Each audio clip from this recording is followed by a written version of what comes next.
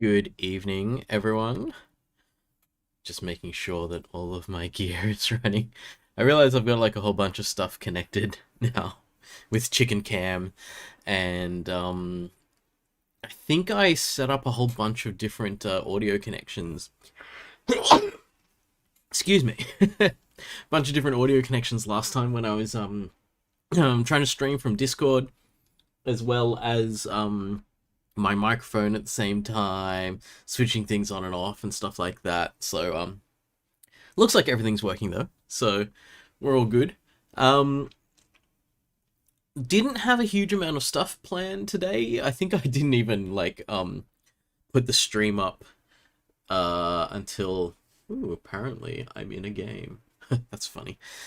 Oh, you can't see that. It's behind my head there. My Nvidia overlay just turned on for some reason. Yeah, I didn't really have that much of a plan. I put the stream up yesterday thinking, oh, I don't know what we're doing. But I know that here in Sydney, things are not super great at the moment. There's a new mini outbreak of COVID going around. So I think a lot of us that are based at UNSW are just chilling out and backing off from campus for a couple of days. But he is hoping that everything just sort of cleans up, and then we'll be all right.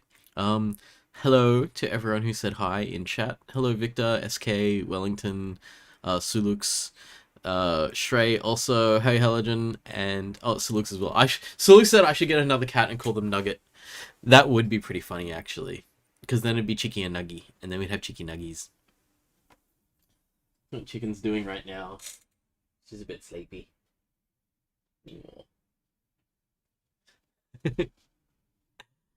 um, yeah, so not much in the plan for tonight. Although I thought it was quite funny. I just pinged the Discord that I have. I actually have a link in a second to the Discord I put in the slides here. So I actually made some slides.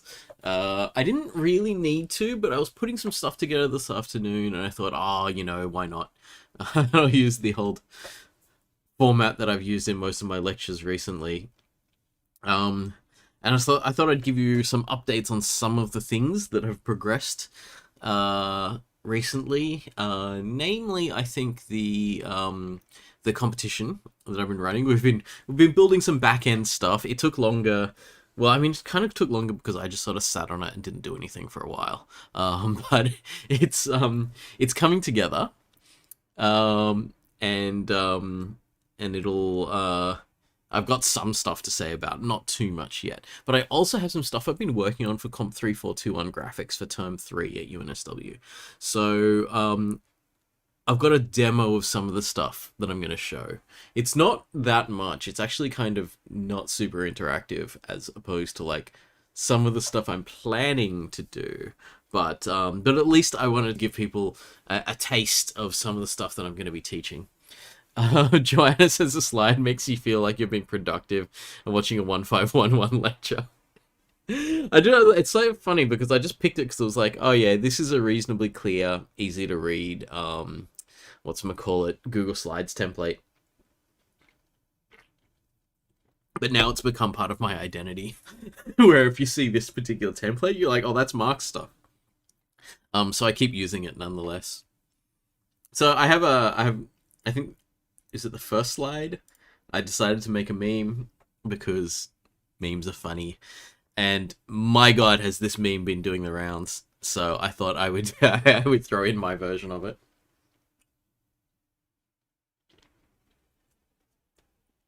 I hope you appreciate it. I can't remember who it was that first convinced me to play Genshin Impact, but I see Halogen there, and I have a feeling that it was you or someone else who was saying, Halogen, was it you who was making the papercraft model? I don't know if it was part of that conversation that someone was making a paper model of a Genshin Impact character as a gift for someone, and then got me into the game. Um, I think for the past I think the Genshin police are here to get me. I'm just gonna wait until you're finished with your incredibly loud sirens out there.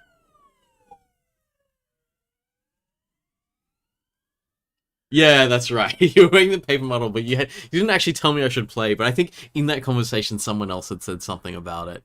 Oh, you don't play? Oh, okay. Yeah, I don't get to say I don't play Genshin Impact because I've been consumed by the game, and I don't think I've played any other games since I got it, except for like games on stream. So I play other games on stream to to play with some of you and things like that. But otherwise, I've just been like going on like every day, do my little daily things and stuff like that. Yeah, right. You learn about it by osmosis. I reckon there's heaps of that in Genshin. Like I went to Supernova on the weekend and picked up some art and stuff. Actually, I've got some of it here. Give me a sec. I'll show it to you in a sec. Um, but I think like heaps of people like to cosplay it and stuff like that. Hello, Nicole. How's it going? You sound excited. All caps there. Um, let me show you some of the stuff that I got on the weekend.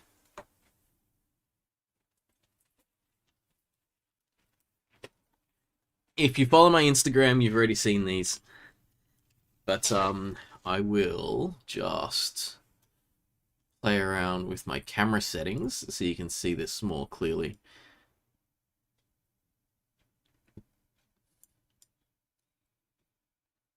All right, that's about right.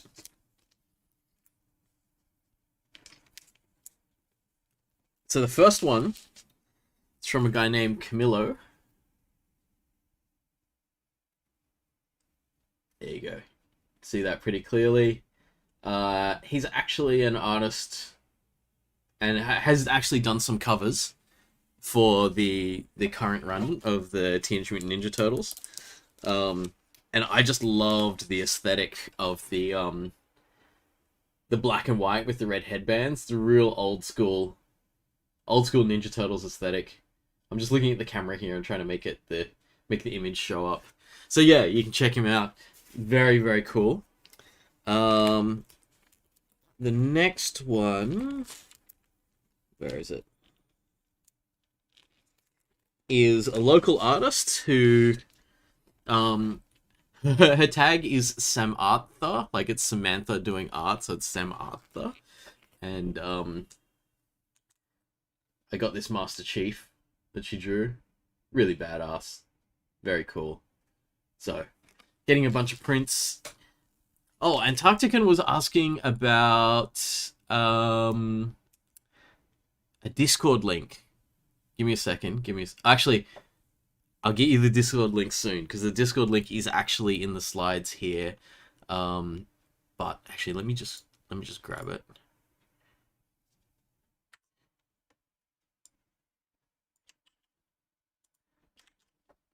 Created a new Discord link today, so hopefully that's working. Yeah, so I saw those two artists, and they both like like I go through Artist Alley, and there's heaps of really cool stuff there. I bought a book as well. Oh, I don't have it with me.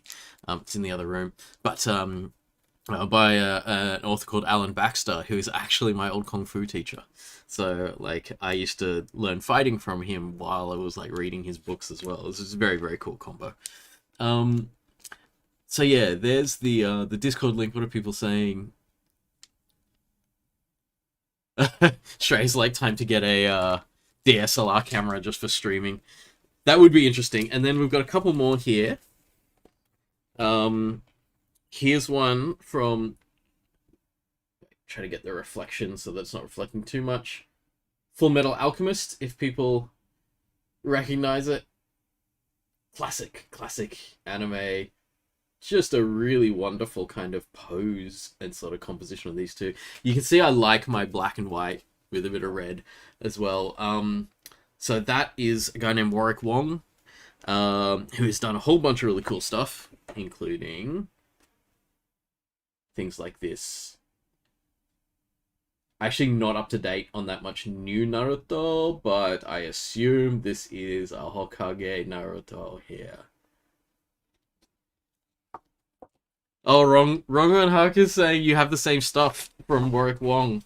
Yeah, Warwick Wong. Seriously cool artwork. And the last piece I have, I saved this one for last because I think this is my favorite one that I picked up on the day. It's Ryu from Street Fighter, so you know, I think if you've been around me long enough, you know that I tend to get over the top about Street Fighter. And you can see that it's kind of like he's there with a Hadouken, and he's sort of got the image of Akuma in the background, who's his arch enemy, and it's like that really cool kind of like brush art uh, kind of thing. So yeah. So that's what I picked up on the weekend. It's really funny because I often go to things like these Supernova comic expos and stuff like that, and I always look at things like toys and model kits and stuff like that, and I'm always umming and ahhing about whether to buy them and stuff, and often I don't end up buying anything because it's a little bit unnecessary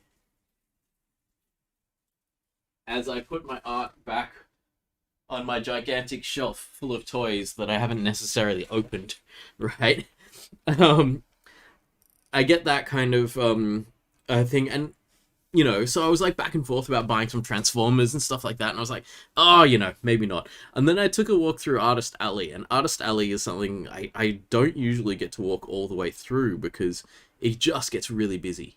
It gets stupendously busy there, and it's really hard to just kind of stop and look at things and flick through people's like art books and stuff. But this year, I mean, frankly, going out on the weekend was maybe not the best idea at all. I'm just talking about how we're all staying in because it's the COVID issues in Sydney. But like, I went out to a convention on the weekend where there were hundreds and hundreds of people. So yeah, so it was a bit quieter. So I got to take a really full walk through Artist Alley, and I picked up those, and I was quite happy with them. If anyone follows me on Instagram, I got links there where I've posted some pictures, but also more important than the pictures, links to the artists, so that you can go check out those artists if you want, see what other work they've done. Some of it's super cool. What have people been saying over there? Joanna said that doesn't look like Naruto. I think it's interesting because he's not really dressed up as a ninja there. He's got full samurai armor and stuff, so it might be a sort of a crossover thing. Michael's saying, have you seen both the original FMA and Brotherhood, or just Brotherhood? I have not much. I don't think I've watched any of Brotherhood. I've only actually watched early parts of Full Metal Alchemist. So that's actually my partner's. I think she's getting into Full Metal Alchemist more than I am, actually. So I'm sort of catching up, but you know, there's just too much anime and not enough time to watch everything. Rongon Hark said model kit supremacy. I mean, I do have like, I don't know if I showed you this a couple of weeks ago. I was building it. This is Zaku that I was building a little while ago. I have intentions of doing some really cool paint on it. But, you know, it's been sitting on my desk for like 3 weeks, and I haven't picked up the brush to do anything with it. Ironically, let me just move myself back off full screen to make a point. Ironically, 3 weeks is about as long as I've been in this particular game. So yeah, you know how it is. Jack saying I should hang it up. Yes, they're not going to sit on the shelf. What I'm going to do, because they're A3 prints, is I'm going to pick up some A3 frames, and then put these in some frames and then hang them up around my place. I just haven't gone to the shops the last couple of days because I'm just going to wait for the current mini outbreak of COVID that's going around Sydney to die down before I shop for unimportant things. Like, I'll still shop for food and stuff like that. I'll still go to work if I feel like I need to, but I mean, like, I had a meeting today and I was like, nah, let's just do it online, because I don't think we necessarily need to start like all heading towards like, you know, because going to UNSW is not that far from going to Bondi Junction, which is like the epicenter of the current outbreak. So it's like, yeah, trying not to get too close to that. But yes, they're definitely going to get framed. Google Assistant, Blood for the Blood God or Hello Heretics. Are you the heretic? If you're saying Blood for the Blood God, doesn't that make you the heretic? Or maybe what you're saying is that we're all heretics.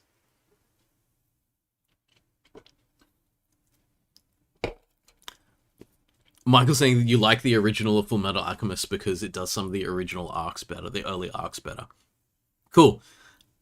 I'm happy to check it out because I think the original is the one that's on Netflix at the moment, so it's really really easy to get access to. Not that I don't have an Anime Lab account as well, but I mean like usually my Anime Lab account is there for me to just feel shame about how much stuff I'm paying for having the access to, but really not watching because I just don't have the time for it. Um, yeah, Jackson saying hang it in my office. Yes, that could be a really good idea. Hang some of that stuff up in my office. Because, like, my area around here where I do painting and stuff like that, it's got heaps of stuff already. So some of this stuff is definitely going to hang inside the house. But some of it's definitely going to go go into my office at UNSW. Jack saying, yeah, trying to stay home when possible, but you are teaching in person. Yeah, I guess that's the thing. Like, when we're teaching in person, I think we've just got to be a little careful, but like you always are. Like I know that everyone who's been teaching in person at CSE has been quite careful with our restrictions and stuff like that, and everything's planned for social distancing, so hopefully everything will be okay. Xingjian Chen said, every time I play, I see you online. Oh, you're talking about Genshin Impact? Look, I just want to say that sometimes I leave it online and I go off and do something else. I don't. I'm actually just playing the whole time. It's pretty bad. It has hooked me. But the nice thing about it, though, is it's hooked me in terms of time, but I haven't really spent much money on it. I spent, like, as much as, like, maybe half the price of a AAA game. I spent about $50 on it, so I'm just like, I'm not that fussed. Like, spending $50 for 3 weeks of entertainment, I'm good for that, you know?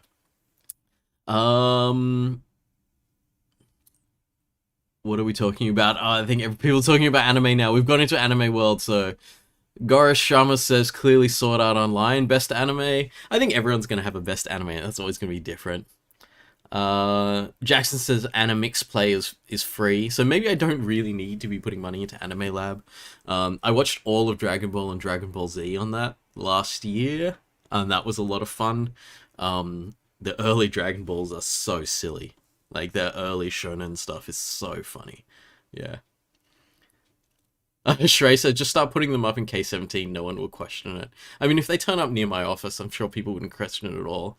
And Sulux is saying that JoJo's Bizarre Adventure is getting part 4 on Saturday, so if people have been watching JoJo's in the new release cycle, they've been releasing, like, kind of one... What do you reckon, like, one season every month or two they've been releasing? Because it was only quite recently that came back. I've never watched it, actually, but people told me that, like, I'm really missing out by not having watched JoJo's. Like, it's meant to be, like, a thing, really, but, like, I'll get there eventually. It's like I've watched bits of heaps of the famous ones. Like, you know, like, I watched a bit of One Piece, and back in the day watched a bit of Bleach as well, but never really got that deep into any of them. Got, like, maybe 200 episodes into Naruto, like the original Naruto, and that was cool. But I find that sometimes it's really hard for me to just push through and watch, like, you know, the 600 episodes to get to the end of, like, the big ones. So looks as like one step closer to not needing Crunchyroll anymore. I think Crunchyroll is what everyone was watching on, wasn't it? Halogen said original, more commonly called O3, diverged from the manga because the manga... Oh, released lagged behind. So Full Metal Alchemist Brotherhood is the one that actually kind of reconnects with the manga, because that was like the redone one, yeah? Right. People are laughing at me because I'm just like talking about, like, yeah, trying to watch anime and then just getting caught up in it. Google Assistant, thank you for being with us. Fast and Furious 9. I love the memes about Fast and Furious. It's just like Fast and Furious 1 and then 2 and 3 and like all the things they do, and then Fast and Furious like 20 is just like a spaceship going off, because they're like, I don't know, like getting like more and more over the top as they go along. But I think that the beautiful thing about Fast and Furious is that they don't care, and neither does anyone else. Like anyone who genuinely likes the Fast and Furious is just going like, no, just go more over the top. We never believed in the reality of this world anyway, so hit us with the funniest, most outlandish stuff you can, and we'll go with it. And I think that's actually kind of beautiful.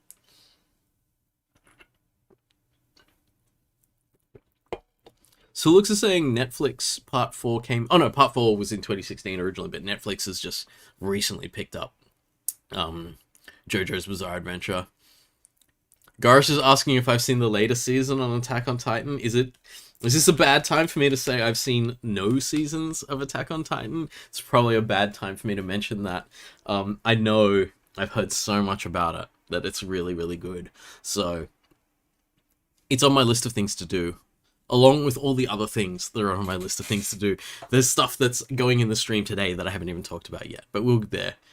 We'll get there. Michael thinks JoJo's a bit overrated. Maybe it's overrated because it's older. So the cool stuff that was in it has now been repeated enough times that it's not as interesting anymore. Clarissa asks, have I gotten the Barbara skin yet? Clarissa, of course I've got the Barbara skin. Don't you know how much I play Genshin Impact now? I've got 32 conch shells. I got all the extra ones that I didn't need as well. Yes, I do. I'm building up the in-game currency called Primo Gems for getting characters, because I kind of don't want the characters that are in the current set that you can get. So I'm really itching to spend them. That's gonna happen once the banner, as they call it in Genshin Impact, ticks over to the next one. We're going to the Japanese islands, which will be really interesting. Yeah. I'm saying, I think this is Fast and Furious, that in the 10th one they're gonna colonize Mars and fight xenomorphs, but still in cars. It's still in cars. Yeah.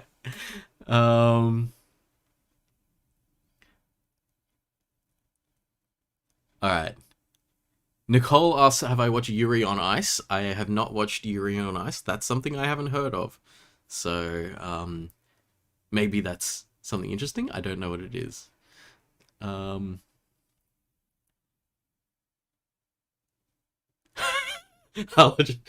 Sometimes when you're accidentally up late, look at your list of DMs and stuff. This must be Discord, right? See Marc Chi playing Genshin Impact. Yeah, that happens. Michael's asking if I'm saving for Ayaka or Yoimiya, which are the new Genshin Impact characters. I think I want to get Kazuha, because Kazuha is one of the elements that I don't really have much of. Let's not get too deep into Genshin Impact talk, right? We could just lose everyone else who's here on stream. Helgen is explaining to me that Yuri on Ice is an ice skating anime, and asking if I watch other sports animes. I don't necessarily watch sports animes. I think that a lot of the time for me, if I want fantasy stuff, I go kind of all in on it. So it's like, I don't care as much for like historical dramas and stuff like that. I want over the top drama. I want us to be like all the way out there instead.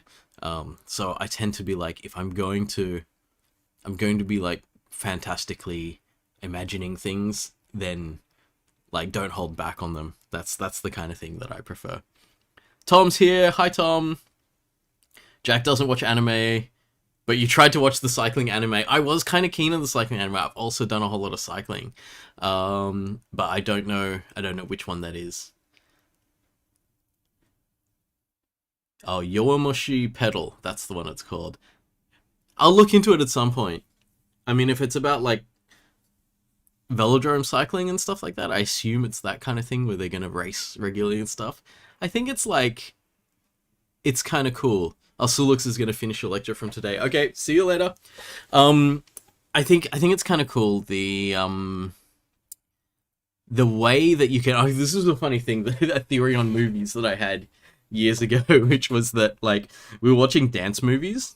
So watching movies like the Step Up movies and stuff like that, and I realized the hilarious thing that movies like that, like Step Up and all the other Step Ups that were released, I don't know, maybe like 10 years ago, They're all just action movies. Like, they have this thing where they meet their enemies and then they have a dance off, and so it's just slightly different from the action movie because no one dies, or if they do, it's very dramatic. It's like in a computer game where people just die all the time, no one cares, but if someone dies in a cutscene, then it's real. But hey, I just like laugh about that because I play a lot of Borderlands, and it's like someone died in Borderlands, and it's like I've died like 18 times getting here, and they just res me back at that machine over there. They even talk about the fact that they're resing me. But there's a joke in it where at one of the times you get res, they go, "We can always bring you back, except if you die in a cutscene." It's like, that's so true. But anyway, um, what was I gonna talk about? Oh, it's about roads. Like, yeah, but I just love how you can do sports animes and it's just as dramatic and everything. But instead of having these intense fights with aliens or like mythical creatures and stuff like that, they have a race instead. And I think it's kind of cool because it's actually the same drama. And that's why sports, I think, are really interesting because we get into the same kind of drama in sports as we get into that we watch on TV and stuff like that. So it's really interesting. Um, Mark, whenever someone talks about any piece of media, I'll look into it. I was like, I don't really have a list, but I have the idea of a list. I have some lists of things that I'm definitely going to do, but sometimes I just don't. I'm just like, I'll just try to remember it. And if I don't remember things, then that means that I'm going to be able to happily move on from it. But sometimes I'm like, if I actually write down everything that I want to do, so all the books I want to read, um, all the shows of different kinds that I want to watch, all the music I want to listen to, all the things I want to learn how to do, and then you could just add all of that, all the games I want to play. I didn't even put games on that, right? All the games I want to play. Oh, chicken's moving around. What are you doing, Chicky? Just finding somewhere to curl up. Yeah, you put down everything in a list of all the things you want to do, all the things you want to entertain yourself with and stuff. And that's just stuff that's been released, not anything that's upcoming in the future. And you count the number of hours that you have left in your reasonable like lifespan, and you're like, well, I can't actually do all of this. Like, I can't actually live all the life I want to live. Even if I had, like, didn't have to make any money for the rest of my life, I could just consume content. I still don't have enough time for everything. So it's kind of like, I do love the idea of watching a whole bunch of stuff, and I love the idea of playing a whole bunch of games and stuff like that, but it's sort of like, it's too hard. So the list grows like much longer than it gets consumed, the list of cool stuff to do.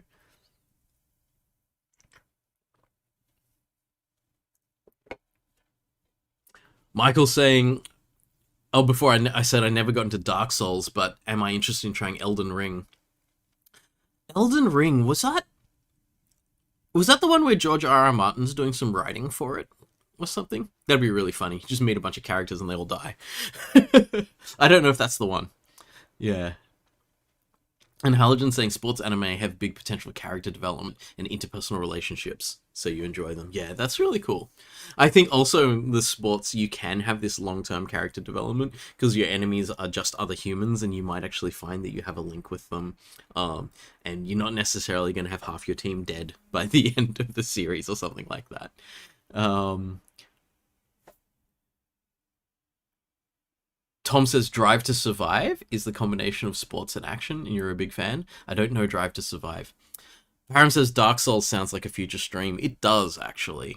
Or even just a game in that genre, because the Souls genre is meant to be really, really good, but also really punishing and really kind of rewarding of really precise gameplay. So, I can make myself look bad like I do in other games as well. Jack said, when you used to play volleyball, so many people got into it from Haikyuu. I've heard of Haikyuu, but I have not watched it. Hi, Donna. How's it going? Tom saying, pretend it's a lecture 3 times speed. Yeah, that would be, I don't know, like, I can't do my drama like that, though. Like, if I want to, if I want to watch something, I don't want it sped up, like I want to experience it. Although, having said that, I don't know if anyone here watches K-dramas, but you could totally watch a K-drama on double speed or 3 times speed, and it'd be like, you just notice because it'd be like, I just saw this bit before. Like, why are they replaying the same thing? It's like, this is the same shot as last time, just with different text. It's like, it's so funny. K-dramas are so good though. They're just so like bingeable content.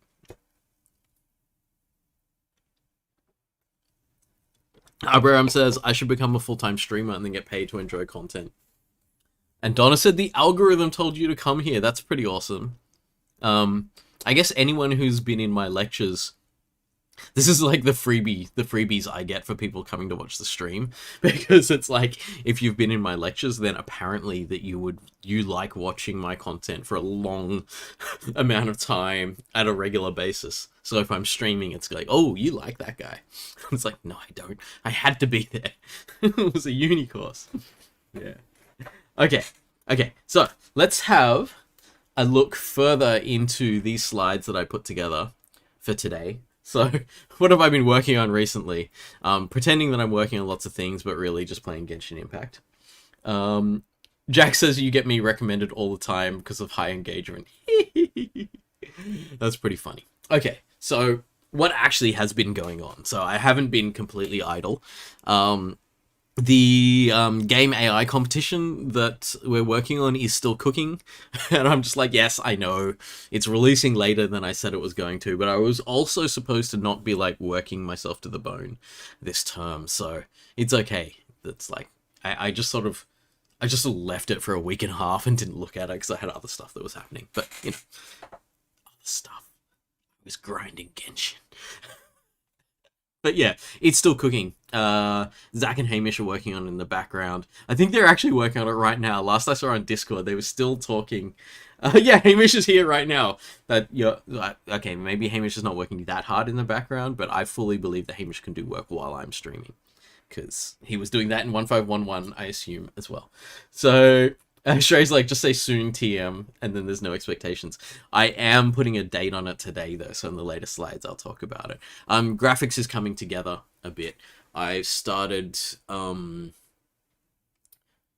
together what I would call... I was nearly going to say story points, but that's like a sort of agile thing. So it's not really story points, but it is actually kind of snippets of ideas of things that I want to say and do.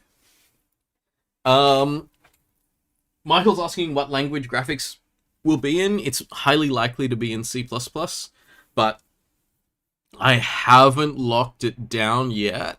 But there's a decent chance that CSE will be providing some of the hardware for us to teach graphics on, in which case I can do a standard environment for everyone. So we'll see, because there's other things that I'm thinking back and forth about what I want to do. So potentially a significant portion of it could be in C++. But there's another part of me that wants to maybe throw us into a game engine for a part of the course, but I'm just like, in 9 weeks.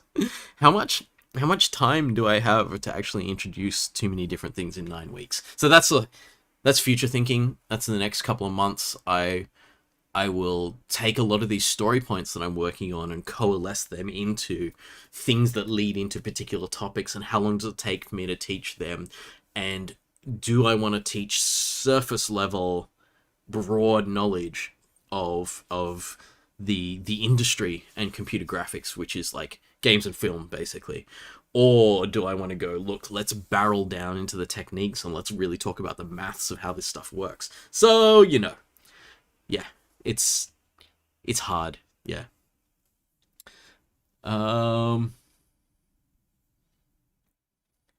Michael's asking if graphics students will get 24/7 access to this lab. If so, can we install games on those computers with fancy GPUs? Well, the hope is that we get computers with fancy GPUs, and if we get computers with fancy GPUs, then I will probably put together a games library for the course. So I've already got, like, actually I'm going to show you, I have stuff tonight to show you, which is like a preview of some of the things, and it includes homework, which is playing some games. So, or if people aren't gamers and they just want to get into the technical side of graphics programming, I'm like, I don't mind if you don't want to play the game, but you have to watch some videos of it, because you have to see the difference between different stages of graphics development over the years and what it means to kind of add that capability in. Oh, also, just I said before that I really wanted a Stray Kids t-shirt, so my partner got me one. So yeah, just want to show that off. It's very cool. Just came in today, so new one. I've been, by the way, not to derail this entirely, or this, I'm sure this could derail the conversation entirely. I've been delving into some of the origins of Stray Kids as a band, and the subunit in Stray Kids that actually writes most of the stuff for the band, called Three Racha, and it's three guys. And they were like, we wanted to sound like we're hot, so we called ourselves Three Racha, and it's like, this is so good. They've got an entire back catalog. It's actually like mostly on YouTube, because they just like put it on YouTube and maybe SoundCloud and stuff like that. But if you like Stray Kids, get into Three Racha. It's just like the two rappers and Bangchan, and it's like super, super awesome. So I don't know how many people here are the K-pop stans, because I know plenty of us are K-pop stans, but I'm not sure who are specifically the Stray Kids stans who are here. But yeah, been really, really getting into that. Also, for the other stans here, Twice just released an EP, and it's pretty good. So, lots of new stuff coming out. What are we saying? Xinjiang Chen said there was a Yu-Gi-Oh card auction that went up to 18 million Australian dollars. What? That doesn't make any sense at all, but yeah, I guess so. Izzy's like, you like maths. Yeah, well, there's some maths in graphics, definitely. And people are saying, yes, you like it when merch arrives. Yeah, totally love it. Hamish was saying GCP offers $300 of free credit. You get a Tesla P100 or T4 which supports RTX. Combine that with a good gaming streaming service, use Parsec. Wait, what are we talking about there? Cyberpunk with full RTX, perfectly playable. Oh, right, okay. So are we talking about oh no, that's what we're talking about. I just scrolled up further. OpenGL in Rust. Yeah, okay, so I think we could do stuff in Rust, but you might not have me teaching it then. That might be a problem, because I'm scheduled to teach it. Somebody, you know, is like, I just joined and we're talking about Three Racha. Hello, yes. Clarissa is a fan of Iron. Yeah. Three Racha, oh, it's not exactly Three Racha, because Han's not in it, but like a different subunit of Stray Kids just released a new song the other night. And it's really cool, so you should totally check that out as well. Easy Gray, how can you go to UNSW and not have friends that like K-pop? I mean, like, how can we be living in the current world and not at least notice K-pop, right? It's like the Korean music market is like pretty much bigger than the American music market nowadays, so it's a pretty big deal. Oh, Hamish is saying a free RTX capable computer. That's pretty cool. Michael's asking what's going to happen to the graphics prereq if it's in C++. Nothing in particular, because I'm just going to assume that people can do enough C++ based on their experience of C. We're not going to be using any kind of advanced C++ features. C++ will be like 20% of the course, in a sense. Like, it'll be just enough to get you into graphics, and then it'll be using the graphic stuff, not particularly 3++ or anything. BTS meal is good, that's all. The BTS meal... Look, okay. I don't want to get into a fight with the BTS army, because no one can win a fight with the BTS army. But that meal is pretty boring. I think it's like, just especially in Australia, it's just a nugget meal with some sauce, you know? Like, we didn't get the special packaging, we didn't get the photo cards or anything, so it's like, Australian stands are just like, whatever. There's like, we just didn't get we didn't get anything special. Yeah. Michael's like, can't you just buy the sauce separately? You probably can. There was a really, really funny post someone posted. I think they posted on like UNSW love letters or something, talking about wanting study partners in computing. So I saw it because heaps of computing students posted on it, and they were like talking about eBaying BTS sauce and stuff like that. And I thought that was really funny.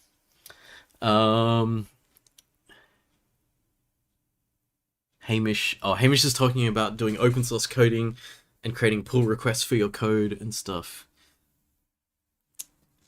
Not me, though. Someone else might be able to answer you there. I have not contributed to any open source stuff for a very long time. Nicole said apparently there are no photo cards. Oh, is there no photo cards anywhere else in the world either? That would be a bit sad. I thought that they were elsewhere in the world. Oh, no photo cards anywhere. That is sad. Okay, okay. So, let's go on. So there's some stuff I was going to talk about. So that little game AI comp that I was talking about, I do have some information. So what we're going to do is, I don't know how many rounds we're going to end up with, probably like 4 rounds. I'm trying to get it finished before term 3 starts. I don't want to be teaching a new subject and still managing this this competition. But we're hoping to launch. Testing 1 2. Are we still streaming? Am I back? My upstream appears to be going now, but I don't know if my upstream was going that whole time or it stopped. Where are we? Where are we? So about 4 minutes ago. Wait, not more. Yeah, about 2040, I think, was the first point at which people said the stream was dying. My upstream was definitely not working at the time. Just checking that people are okay. Shri said we're back. Yes. Parham said 144p, gang. Yeah, I'm going out at 1080p now, but definitely something just tripped for a moment there, and we stopped for a bit. So hopefully we're okay. We're good now. It's like, yeah. All right, so I missed out on some stuff that I was talking about there. Let me wind it back a couple of minutes and just see where we're up to. Where all the Fs started appearing in chat. Abraham Chicken chewed on the cables. Chicken has a perfect alibi there, but she has definitely not moved from the camera. Yeah, Michael supporting Chicken. Tawaka said she's Schrodinger's cat existing in 2 places at once.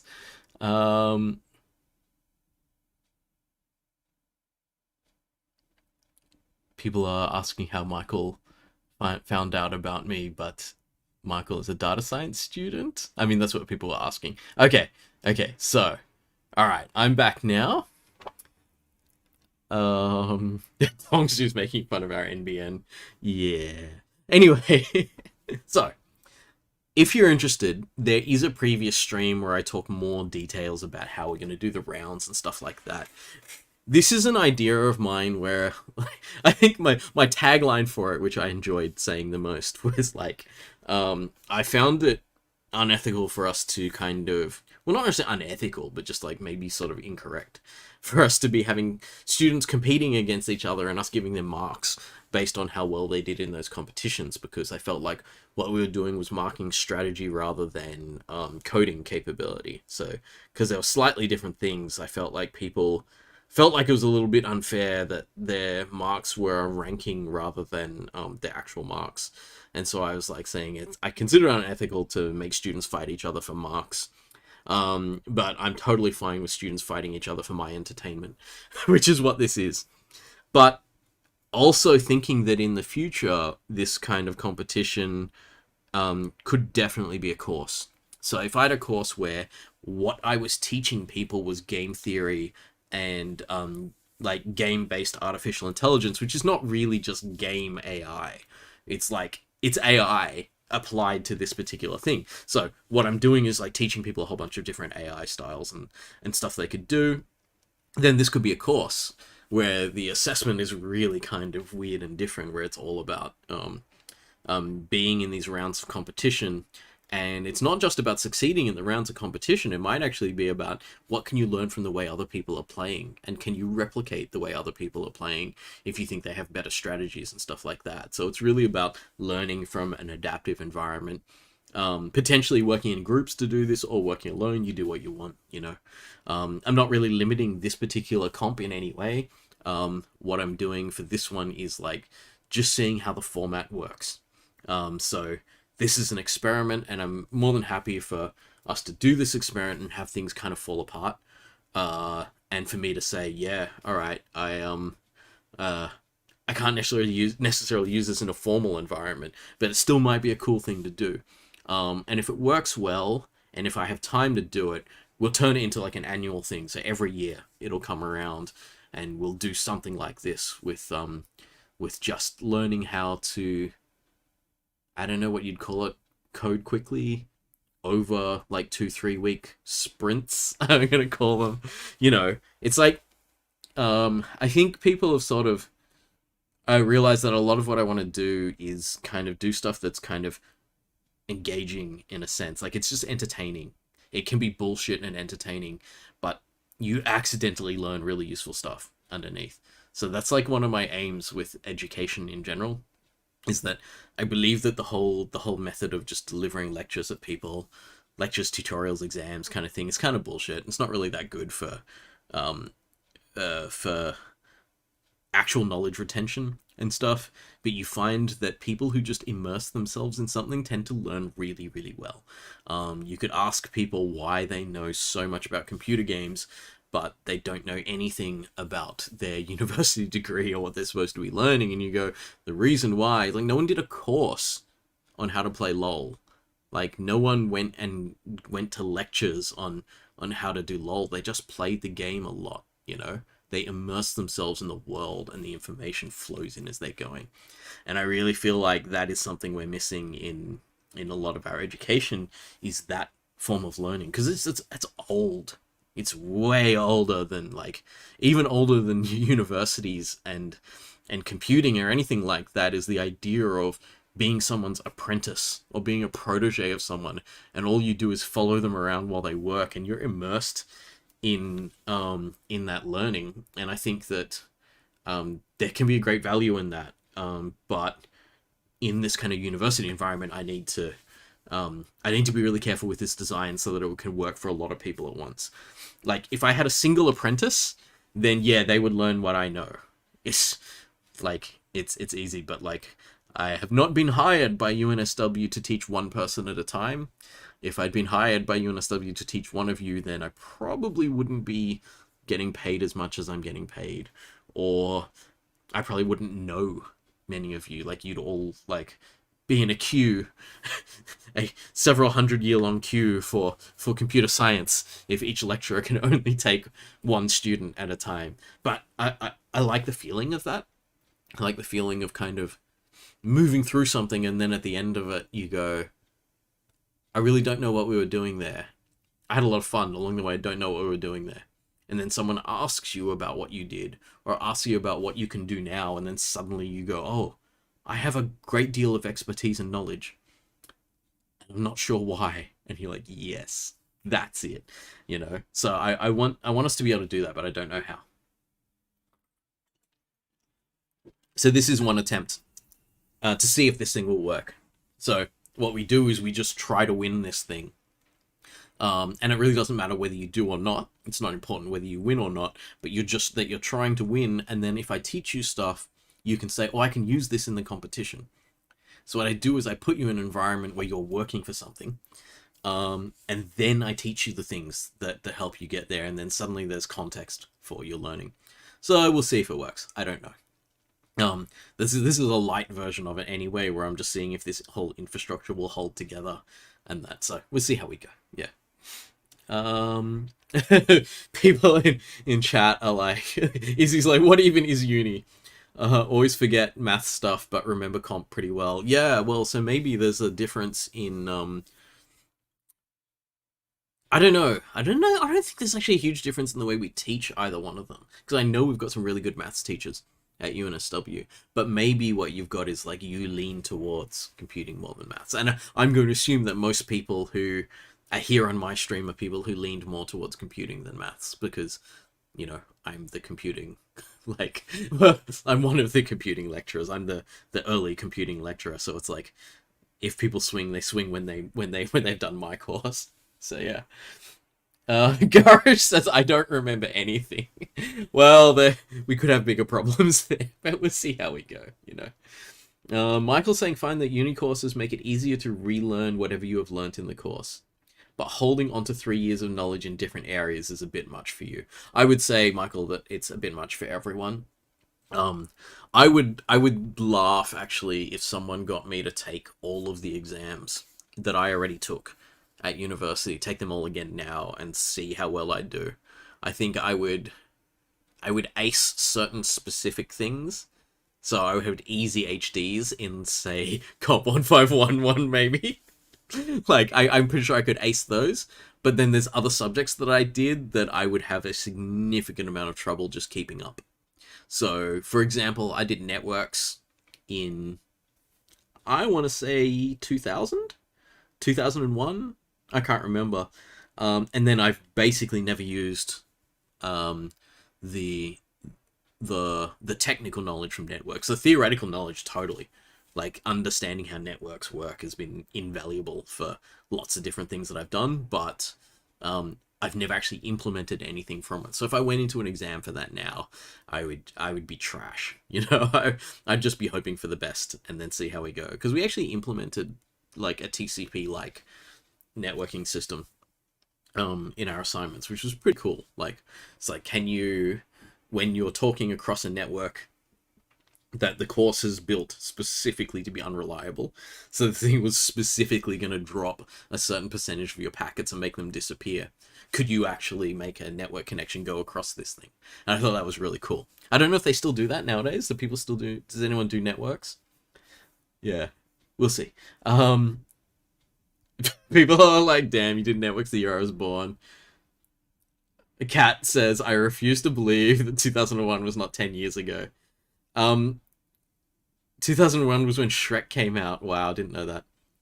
Shrey said your networks assignment was a messenger ripoff. Was more about data structures than networks. Aww. Last term. I love the whole thing about what was a few years ago. Because for me, I have like these moments in time where Kurt Cobain died about 10 years ago. And that was rough, like for a lot of us, where like, because obviously grunge being current contemporary music, and it's not old at all, it's like current present day music. Like, that was the moment for a lot of us where grunge kind of fell apart, and it was like, oh, that's so sad. And that was like kind of the end of the era, and that was like last year, right? What am I talking about? I'm talking about events that are 25 years ago. uh, Jack said the networks course assignment when I did it was COVID safe thing. That's not a bad idea. Um Oh, but Jack also said that you felt that networks was a bit content dump when you did it. I mean, you also did it during COVID. I think it would have been really hard to maintain interactivity and stuff in courses when it went online. We had a bit of trouble with it. Jack. Jack just said, who's Kurt Cobain? You're fired. But anyway, yeah, I always love it. I love it because like there's this uh yeah, Jackson said, can we give the Discord link? I will send the Discord link again. Yeah, like we have this point where we just stop aging, I guess. Well, I don't know, but like you always have this kind of thing where the music that you liked when you were like, say, 15 years old is the music that will just carry you through the rest of your life. And if you never heard any other music after that, you might be okay with just that music. And so for me, that's just like an obsession with, I think the biggest ones would be like Pearl Jam, Rage Against the Machine, and some other stuff like that, right? So it's like, that's that era that I'm from. But then again, I don't know, personally for me, music, I've kept going and hit a lot of other interesting bits of music along the way. Like, I don't know if people noticed, like sometimes I wear the t-shirts and stuff. I really got into the Gorillaz and the Beastie Boys in this particular era. But then there's all this other stuff, just over the last 2 years or so, just discovering K-pop, and I've nearly not listened to anything else in that time. So it's interesting, you let things flow, and then you see what you can see. I mean, I think the key to living a life where you can keep discovering cool stuff is to maintain an open mind. to things. So for someone of my age, I could, if I want to, say that I've seen everything I need to see, and I don't care about anything that's newer than that. And if people get like that, people get a bit like, if it's newer, then the point at which I stopped paying attention, then it just can't be as good. That whole, I like your old stuff better than your new stuff. It's like, regurgitate a song again. See, I'm placing myself in a particular era. I think that song, I like your old stuff better than new stuff, was that 96 maybe, or something like that. It's back when I was in high school. I don't know if people even know Regurgitator now. Like, they were like the biggest band in Australia for a while, but that was the late 90s, so Izzy said you discovered stuff between the age of 21 and 24, but your most listened bands are like 20 years ago. I think that's cool though, because people sometimes latch onto a particular era. Like, I got into the Beatles for a while, and I got into David Bowie, and I played jazz for a while, so I was listening to stuff for people who are already dead, and it's just kind of like, that's cool. You get into your thing, it's gonna be interesting. Like, there isn't an era of music that's not interesting. They're all interesting in their own ways, and if you want to get into it, you can go deep, and I love it. Jack likes Regurgitator, Grinspoon, Magic Dirt. Old school. You saw Grinspoon at a festival in 2016. I can't believe they're still going. That's so good. Yeah, it's so funny, like, some of those that are still kicking around, and they're still great. There's still some really cool music going around. Anyway, I digress, but I actually enjoy digressing. You know what? I think the hardest thing for me is going to be readjusting to actually lecturing again after doing these streams. Like, these streams have no plan. And so, like, when I come on, I'll just talk about stuff, and I do have slides that I'm going to go through, but I know that, like, the first hour I haven't really gone through the slides, and I don't mind. Jackson, sorry, Super Junior. Yeah, Super Junior are pretty amazing. Like, they've got some really, really cool music from back then. I don't know, personally, I get this kind of, like, everyone is gonna go either Shiny or Super Junior, and for me, I'm a bit more Shiny than I am Super Junior, but much respect for Super Junior nonetheless. Is he saying System of a Down stopped making music around 2005 but then kept touring forever? I think it's because after System of a Down released Chop Suey, they realized that they could never back that up. Like, they were never going to hit that current again. They were never going to spike with a song that popular ever again. They're like, well, doesn't matter. We'll just keep playing Chop Suey forever, and people are still going to keep paying to see it. Like, totally. But good for them. And Clarissa, very good point. Shiny versus Super Junior, why not both? There is no point to limiting yourself. I think that's the trap for K-pop stans, is limiting yourself to one band and starting to get really tribal about it and saying this band over this band and stuff. And it's like, we all have enough hours in the day to listen to all of them. We can cycle through all of our favorite bands in K-pop and listen to them all. But the fandom in K-pop can get a little bit full on sometimes, a little bit angry tribes. Yeah. Oh, Michael's saying game soundtracks as well. Super giant games like Hades, Empire. Yeah, I haven't really listened to much game music, but I know some of it has definitely grabbed me when I'm in the game. In the same way that you think of soundtrack music for some particular movies has really, really grabbed you. Or like anything by John Williams, and you know them all, like all the Star Wars, Indiana Jones, and all that kind of stuff. Yeah. What was Izzy saying? Oh, System of a Down couldn't agree on what music they wanted to make, so they just didn't make any more.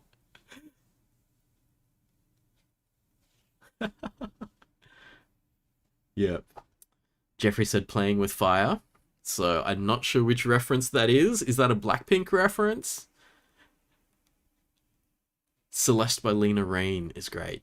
Oh, the game Celeste? Or music? I'm not sure. Yeah. Donna saying, these Monday streams have so many views. What's your streaming secret? Well, there's only like 40 people here. I'm not about to like quit my job and become a full-time streamer from this. Someone was saying there's like 500 views by the end of it, but I have a feeling that's just because I've got like 1,000 subscribers. And I've only got 1,000 subscribers because I'm a uni lecturer and a bunch of people subscribed while they were watching it. So I don't know. I think the reason why my stuff gets a lot of views is I have a captive audience. Because you're all in the context of like, this is like partially university stuff. Because I do talk about UNSW stuff, which is why I haven't monetized this, because I thought I'm kind of technically getting paid for this, because what I'm doing in these streams is not just hanging out and talking crap. It is me hanging out and talking crap, but it's also a little bit of like, would I call it a student engagement or student welfare thing? I don't know, because I don't think I'm not serving you that much, right? I'm not helping you that much here, but what I am trying to do is kind of maintain a sense of consistency and community. I don't do it as well as like the societies do it. I think the student societies do it much better than I do, but I'm just kind of doing my little part. So maybe that's why people are watching it. Dean said chicken is the main reason. You said one of the previous streams had 1,000 views. I reckon that was the Minecraft one. That was genuinely entertaining. I gotta actually ping Minecraft Sock again and do something else, because that was so funny and just so silly. I was saying to someone else that my view of how to play Minecraft now, because like usually when people learn to play Minecraft, they learn how to dig for stuff, they learn how to construct stuff, and then they learn how to survive. My view of Minecraft is I yell into a microphone and stuff gets built. And if I stand still long enough, my inventory fills up with high-end equipment. And so that's what I think playing Minecraft is. So obviously, I can't be wrong. That must be how the game works.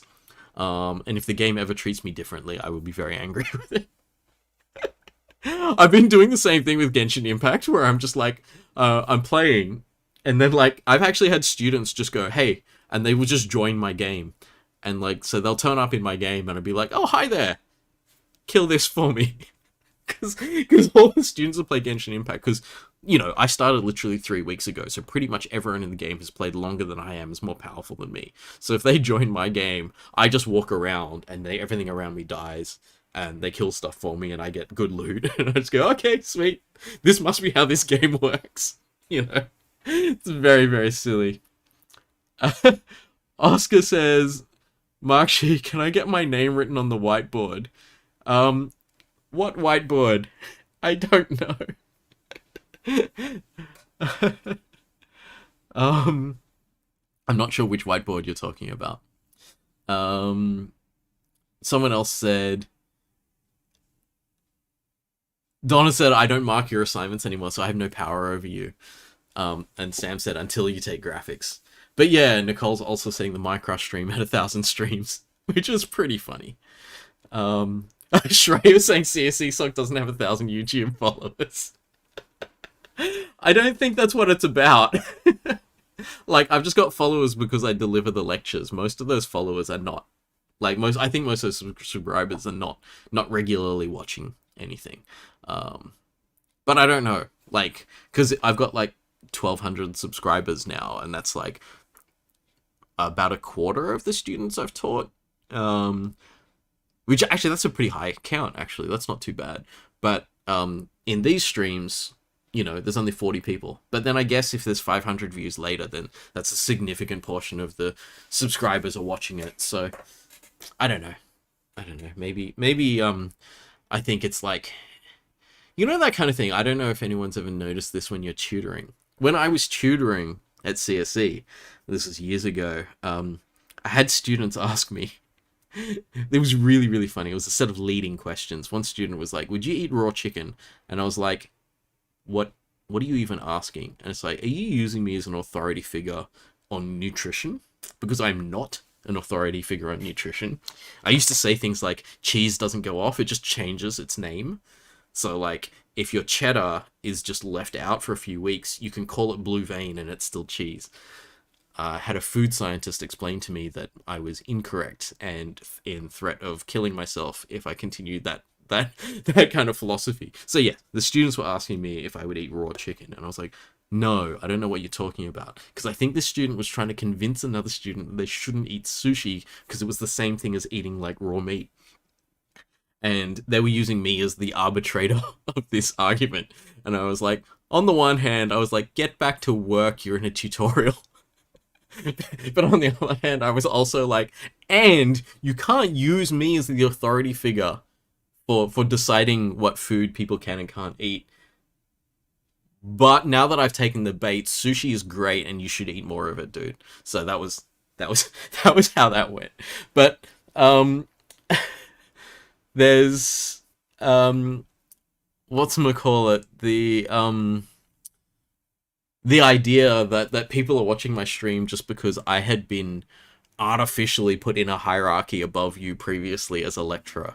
So now you have this kind of thing where you'll use me as like an expert figure for things that I'm not even an expert in, which is plenty of things. There's plenty of things, especially this is the bit where which will be the biggest issue for things. There's plenty of things in computer science that I am not as good as you are.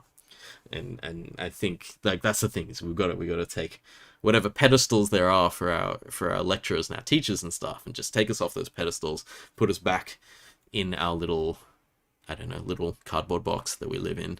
That it's like what we really are.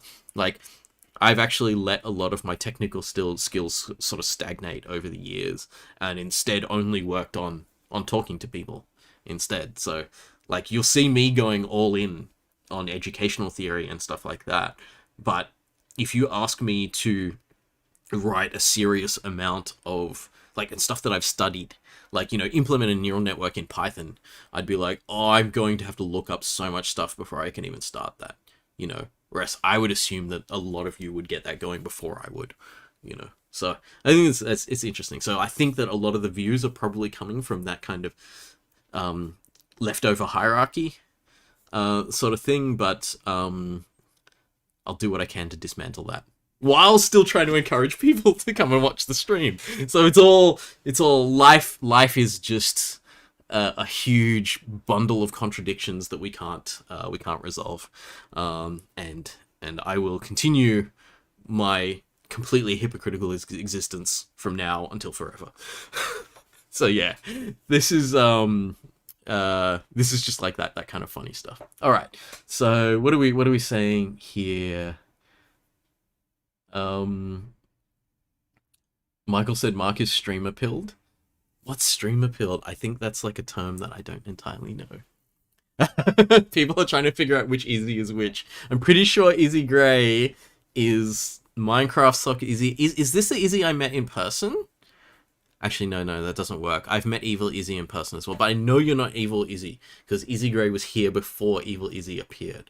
So I think that you're the Izzy I met at the Minecraft Sock games afternoon 2 weeks ago, maybe, when I was just leaving work and I dropped by and said hi.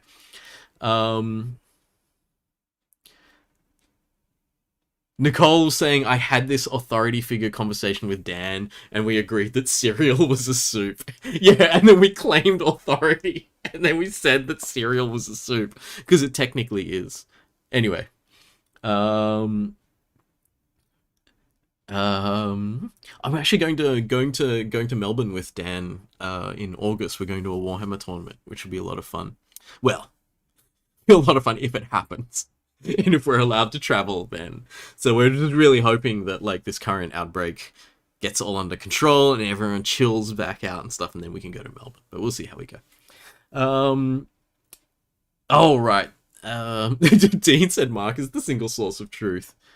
Yes, this is the Izzy I met. Okay, awesome, good. Now I actually have a face.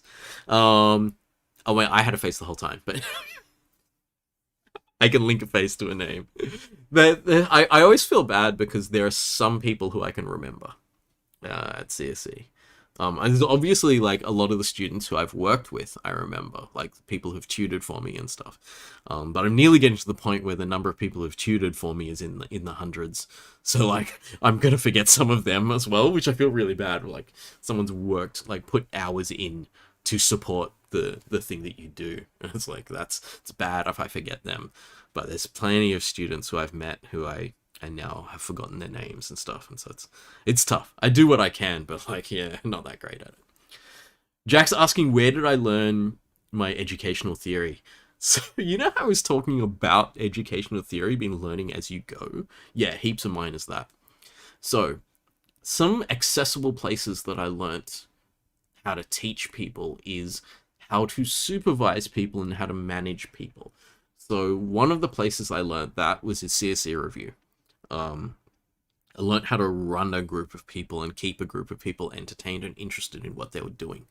It wasn't super hard in CSE review because it wasn't just CSE review. Actually, I did other reviews on campus, but you can broaden that to the idea of student societies. You get really involved in lots of student societies, you end up eventually, because the cycle of people going through uni is pretty fast, you end up running something, and you end up screwing up something because you don't run stuff without screwing it up. That's just the nature of things. And even when you're really experienced at things, you still screw stuff up when you're running it. So those kinds of situations are really good. The university is a really, really safe place for screwing up things that societies do. So some people get really, really serious about societies being successful and stuff like that. Other people realize that a society is like a half-cooked meal.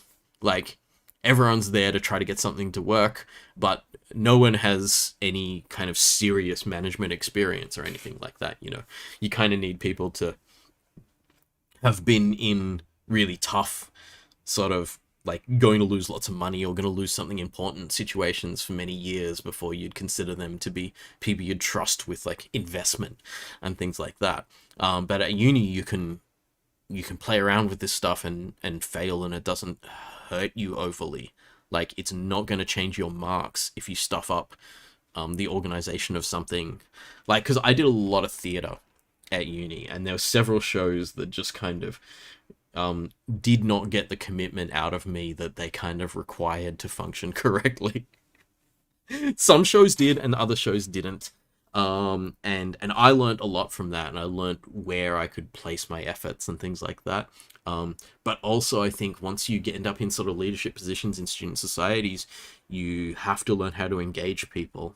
And especially engaging volunteers is very similar to teaching students, because when you're teaching students, whether they're switched on or off is the key element of whether they're going to get something valuable out of what you're teaching them. And when you're working in a society with volunteers, you try to get stuff done.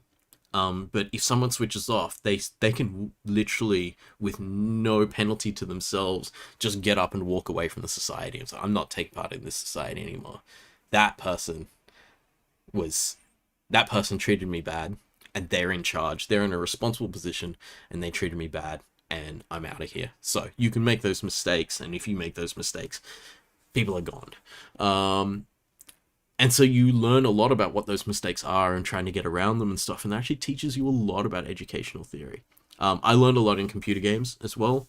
I think particular kinds of computer games are going to teach you this. Some are not going to teach you this at all. So if all you're playing is single-player games, you're not going to learn about interacting with other people. But I played a hell of a lot of World of Warcraft, and I've talked about this before, about learning how to manage. And so there's this big crossover between teaching and managing, because teaching is managing people.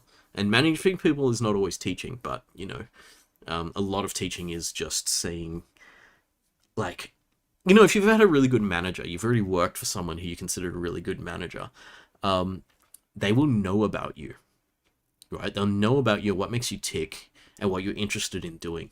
And when they ask you to do stuff, they put it in context for what you like doing and say, this is something I think you'll be interested in doing. Do you want to do this work? And people will be like, oh, that's really cool. I'm glad that you know that I have a background in these particular fields. And so this is why you're asking me to do these jobs. You can teach people, obviously, in the same way.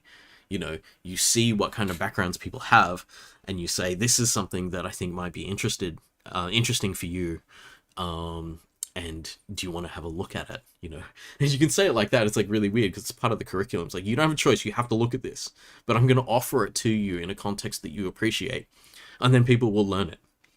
I can't believe how much kudos I've gotten for just putting Avatar: The Last Airbender in 1511.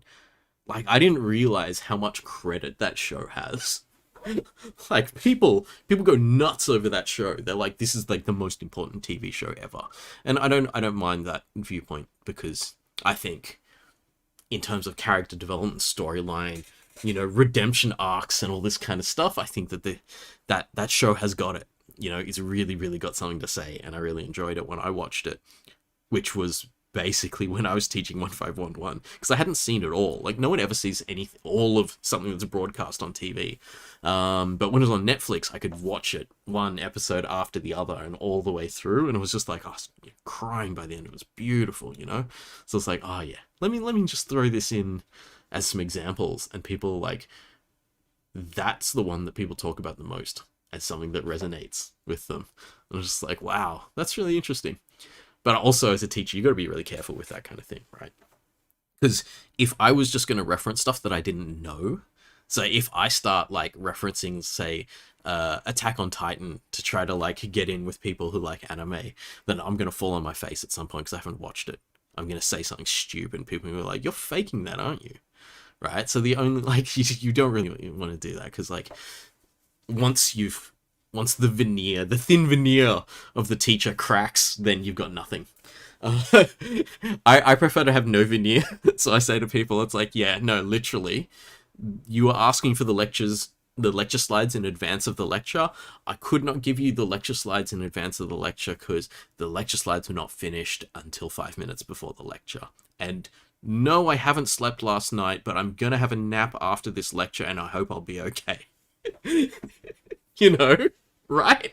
Like, that's like, I was joking. I was actually talking to my partner earlier today about saying like, the teacher is only 10 minutes ahead of the students. That's where we reside in this purgatory of being of like learning what we're teaching literally 10 minutes before the students, and then hoping we can present it well enough so that they learn it. It's like, that's all we can do, right? I'm like laughing because like I'm showing you stuff today, which is like computer graphics stuff. I wrote it this afternoon. Sure, the idea's been bouncing in my head for the last month. Like, I've been thinking about it really deeply, but not writing anything down. But the slides that I made were finished at like 7:30 p.m.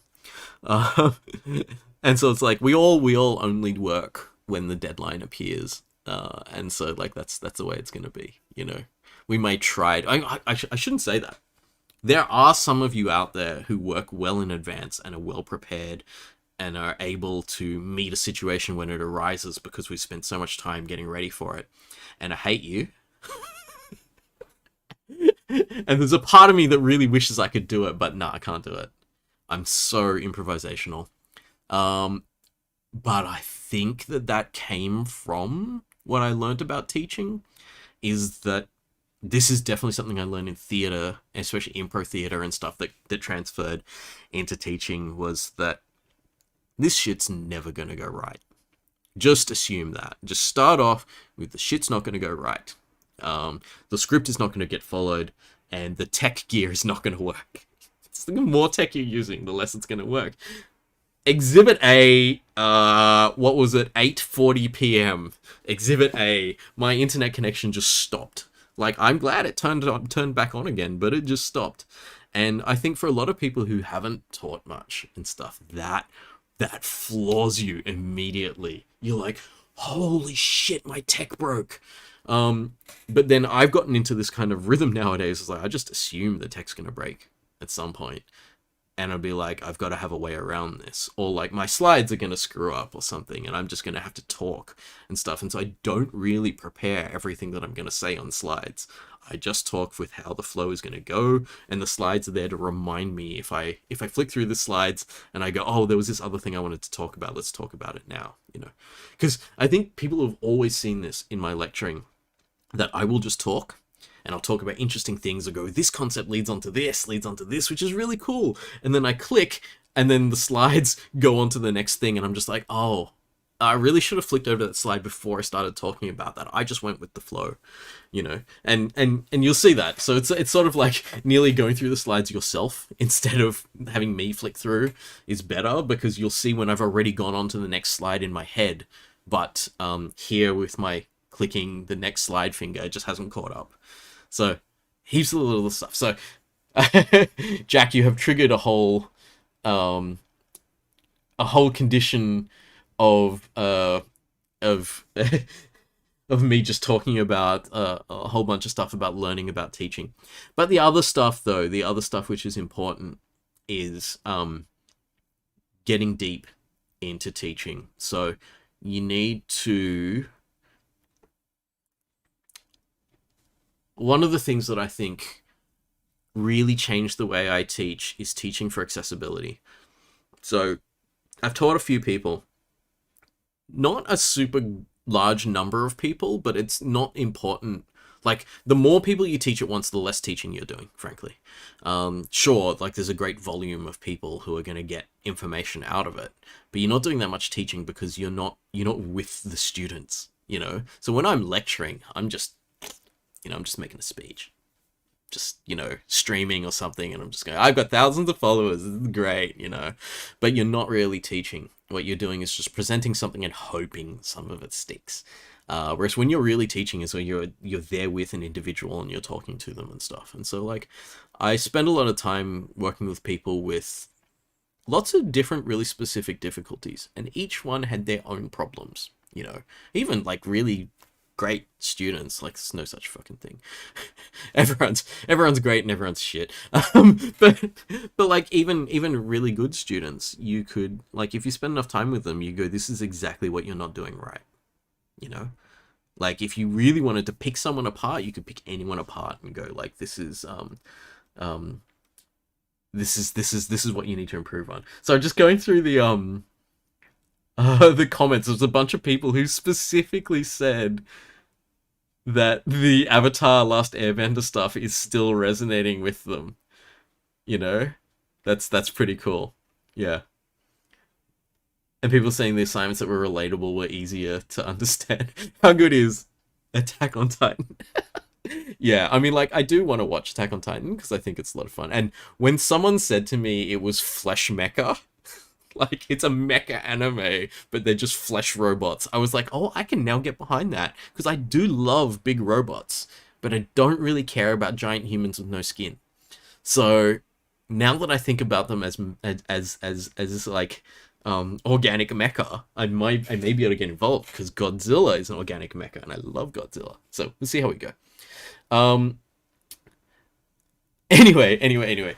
What was I gonna say? Where was I going? I can't even remember where I was going now.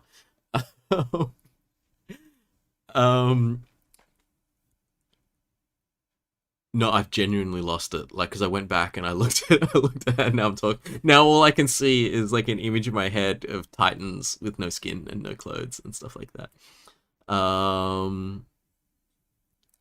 Izzy was saying you used to read the lecture slides before lectures, but with study now you're a little lazy.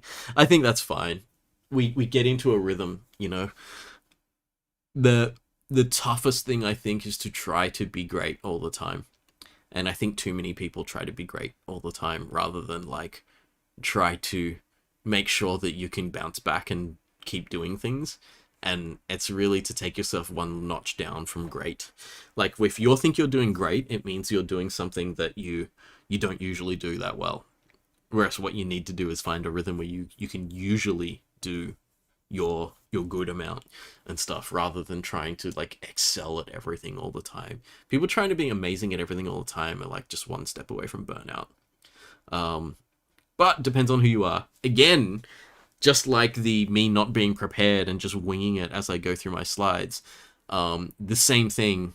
There are some people who their only way of doing things is to push hard all the time. But I still think that could be difficult. I mean, it's tough. I don't know. I'm not going to sit here and tell you you're all the same person and I can judge you all the same way. Again, going back to what I was talking about, is, like, when you're really teaching, is you're teaching individuals, and you find out what they're good and bad at, and then you tailor the teaching to them. So you have a student. I had a student who was like, you have to write this report. And he was like, I write really badly. Like, I just can't write. And so, like, I was like, this was good because I had enough time to do this. You don't always have enough time to do this. Like, as tutors, you're not really paid to do this. But you if you just sit down with that person. So I sat down with this student, and talked to him about what he'd done for this project, and he talked to me and he explained everything and stuff.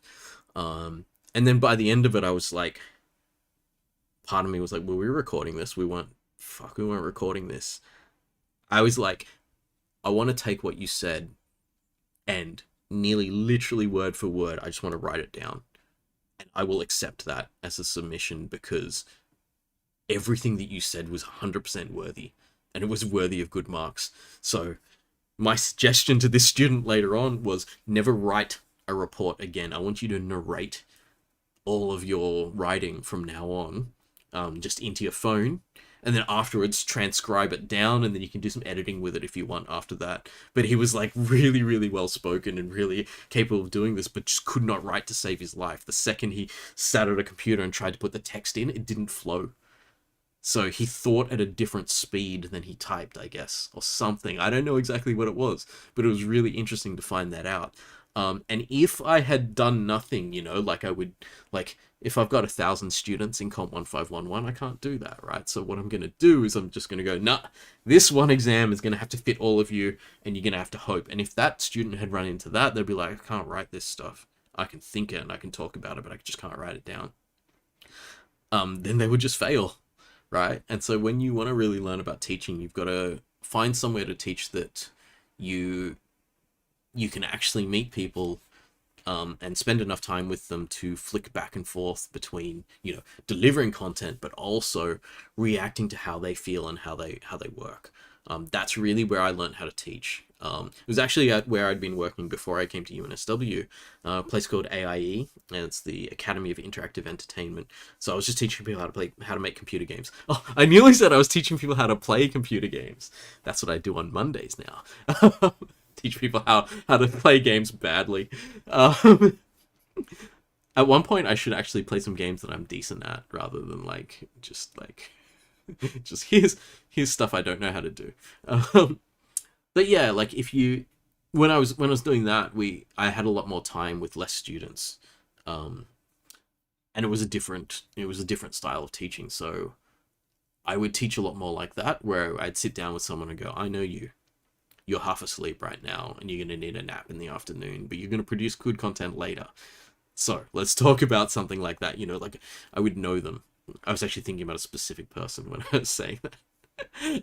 And then I had another student who was like, stop it. Stop trying to do too much.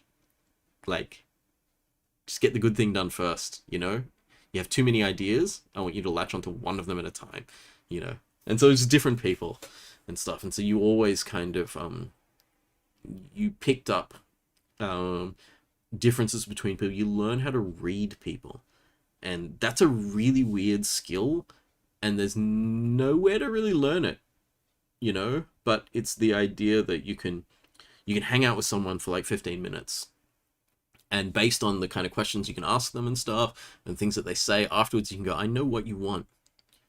I have a decent idea about what you want to be, and I have a decent idea about how you go about getting things.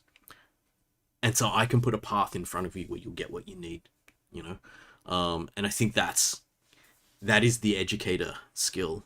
And it's like, it works not just in education, works great in managing people. It also works great in just sort of, I don't know, just like making friends with people. Because if you're so focused on other people, they love it. Everyone loves it when someone's just kind of like basically focusing all their attention on you. I love it when people are focusing attention on me. I think it's pretty obvious that I love that because I'm just streaming now for the fun of it. So yeah, I think that's the kind of thing. And so if you want to learn about teaching, there's a few different sort of ways, and I think heaps of people are doing this already. Is they do things like tutoring high school students and stuff like that, where you're going to build a relationship with a single student for like most of a year or something like that, and you really get to know. And like a lot of the time, I don't know if it's all the time, but a lot of the time, people who are going to look for private tuition are people who are having trouble with normal ways of learning. So you're going to have to react, and you're going to have to build something interesting and different. So yeah, that's Jack's question from like half an hour ago. That's a lot. That's my brain dump on that kind of thing. Um, Hexus one said, "Oh, is this Comp 3411? Is this assignment 2?" No, this is just some stuff that we're doing for fun. It may actually help you with AI, but I'm not sure. Jackson said it's a mood. You picked comp sci degree so that you'd never have to really write again. But writing does happen in comp sci, so we'll see how we go. Alex said esports. I feel like esports is a genuine career that Australia doesn't respect properly yet. I think that plenty of places in Asia respect it properly. Even America is starting to respect it properly. I mean, America has a very, very strong connection with professional sports as it is. You know, even Australia has a lot of professional sports, but not quite, I think, at the level that America has it. Um, but esports is something that's definitely on its way up. But we'll see how we go. Dean said, "No, chicken, don't go. Thank God she's just turning. I think she'll just like spin around every now and then. Um, I don't have the heater on. If I had the heater on there, like then she would be worshipping the heater. She'll probably be sticking her arms out and stuff. But yeah, okay. So that was stuff about learning about teaching. Like I think there's lots of different things, right? So one is reacting to people around you, and that's the management side of it. But then there's also kind of what I'm doing now, which is the um, engaging people with a long story. So this is something that we don't necessarily get much experience in because when we're in a conversation with our friends and stuff, we might tell a story about something we saw the other day. So Jack, as an example, because you're the one that was asking the question, you went for a bike ride somewhere, you want to tell someone about the bike ride. You're not going to tell someone about the bike ride for 2 hours straight. So learning how to do long form public speaking is another thing, and I think you can actually learn a hell of a lot from streamers because who else is trying to entertain people for hours on end? So hop on Twitch and stuff. It's the new paradigm. I think I personally got an advantage over other lecturers at UNSW when we went online because it was kind of like lecturing normally. I was kind of going into their world, so they're the ones that had been doing this kind of in a room public speaking for years and years on end. And so they knew how to kind of deliver to an audience. I mean, I can do it too, right? I can lecture in person. Plenty of you were lectured uh, um, lectured by me in person over the past like over 2019 when we're still teaching in person. So there's going to be like sort of 2,000 people who had that experience. So I'm sure it still kind of works. But when we all got turned into live streamers, I found that really interesting because it was sort of like me as like a less experienced sort of, I'm not even younger than heaps of lecturers. Like I'm younger than some of them, but not really that many of them. Like I'm a lot younger, like a lot older than I look, but at least like I act younger. So it was kind of like it was like, hey, welcome to my world. You're all live streaming now, and I know what live streaming is, you know, because I've hung out on streams and stuff. I've got friends who stream and things, and so it's like now we are in a different paradigm. The live streaming paradigm is different, and it works in a different way. I think I was talking to a lecturer the other day, and they're saying, "How do you do it?" Because for me, it was like the feedback. I need the feedback. I'm gonna look at people's faces, and that's how I know whether I'm teaching well or not. I had to learn that. I learned that in 2019 when I was teaching 1511, that I could look at students and see who was glazing over and how many people were glazing over, and then I knew whether to accelerate or slow down and stuff like that. And now we don't have that. We're looking at a camera and we're looking at chat and hoping, you know? So it's like, yeah, it's interesting because it's different, but like I think I was more ready to do it than other people. So I got lucky in a sense, but I I don't know if I said this thing before, but I had friends who were talking on Facebook and they were saying, name the thing that you did that you said in 2019 that caused the pandemic. And so one of them was like, I could totally work from home, it would be fine. And I said, I think that live streaming is a superior form of university lecturing than lecturing in a lecture theatre. And they were like, you win, Mark, you broke. you broke the world. So I thought it was kind of funny. Oh, Jack's saying that private high school tutoring always feels a bit bougie.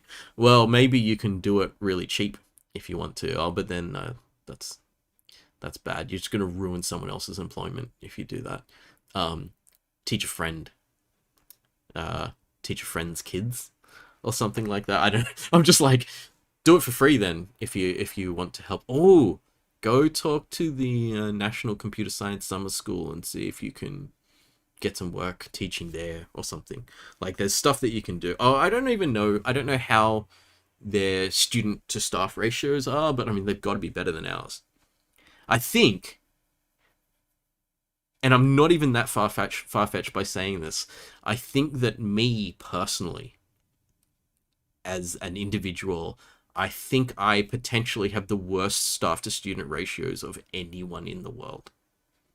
Like, I don't know that for certain, but I think my kind of 1 to 1,000 ratios, like, I think it's worse than kind of anyone at UNSW, definitely. And potentially worse than any, like, other universities in the world. Like, I don't know if that's true or not, but I reckon I'm definitely in that ballpark. Because 1 to 1,000 it's just a dumb ratio. I mean, like, we make it better. We make it much better by having tutors having like a 20 to 1 ratio. It's totally fine. That's a good teaching ratio. But 1 to 1,000 is like, are you even teaching them? All you're doing is like recording content and they're consuming it. It's a passive transfer. Like you're not like actively engaging people because you can't get that feedback. There's too many people. So I don't know. It would be interesting to see, like, out of the university lectures in the world, what the staff to student ratios are, and who's got the lowest teacher to student ratio. Because my last term was the worst, 1 to 940, and if you consider over the whole year, 2020 was about 2,000 people. 2019 was also about 2,000 people, and it's kind of like that's a lot of people. Like, it's nearly like in the last 2.5 years, I met as many people as I'd met for the entire 40 years of my life before that. Like, meeting 5,000 people. I think plenty of people could go through their entire lives not meeting 5,000 people. It's a whole lot of people, But, I don't know. I'm always stuck on this ideological argument between these two things, where it's like, I believe everyone deserves the education that they want.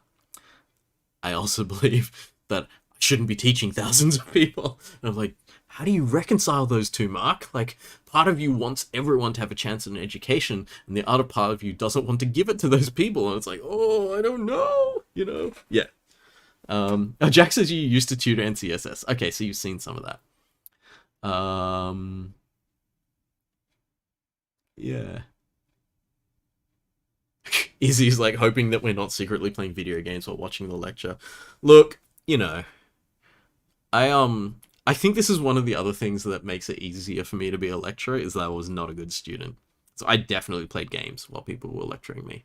I got to the point where we were playing multiplayer games on our laptops in the lecture. And someone said that like while I was lecturing, I think one of the tutors sat up the back and said to me, yeah, we did see plenty of people who on their screens we could see that it wasn't anything 1511 related that was going on. But it's like, there you go.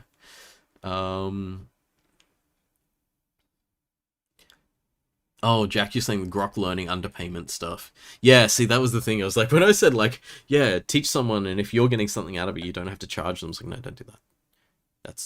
That's literally going to take food off someone else's plate. So it's like, like when you think about, like, employment, like the politics of employment and stuff, and trying to make sure that everyone gets fair payment for what they do, and no one's getting screwed anywhere in the line of everyone working on things and helping each other and stuff like that. There's so much subtlety in that I think you've got to be really careful. But anyway, Jackson's saying some lectures really have a huge portion with no comments. So you're saying that, like, no one's typing in chat, while the lecturer is teaching. I mean, I get that here as well, because sometimes if I'm off on a big tangent, there won't necessarily be that much conversation, but there's still the same number of people watching, so I don't know. Anyway, I did say I was going to go into the slides. I do have. Oh, when they ask for feedback and you don't, you don't get feedback. Yeah, that's rough. Um, I remember that. I remember when I was teaching very early on, I taught some ethics for computing courses, and I know that a lot of people treat the computing ethics courses like they are a necessary evil.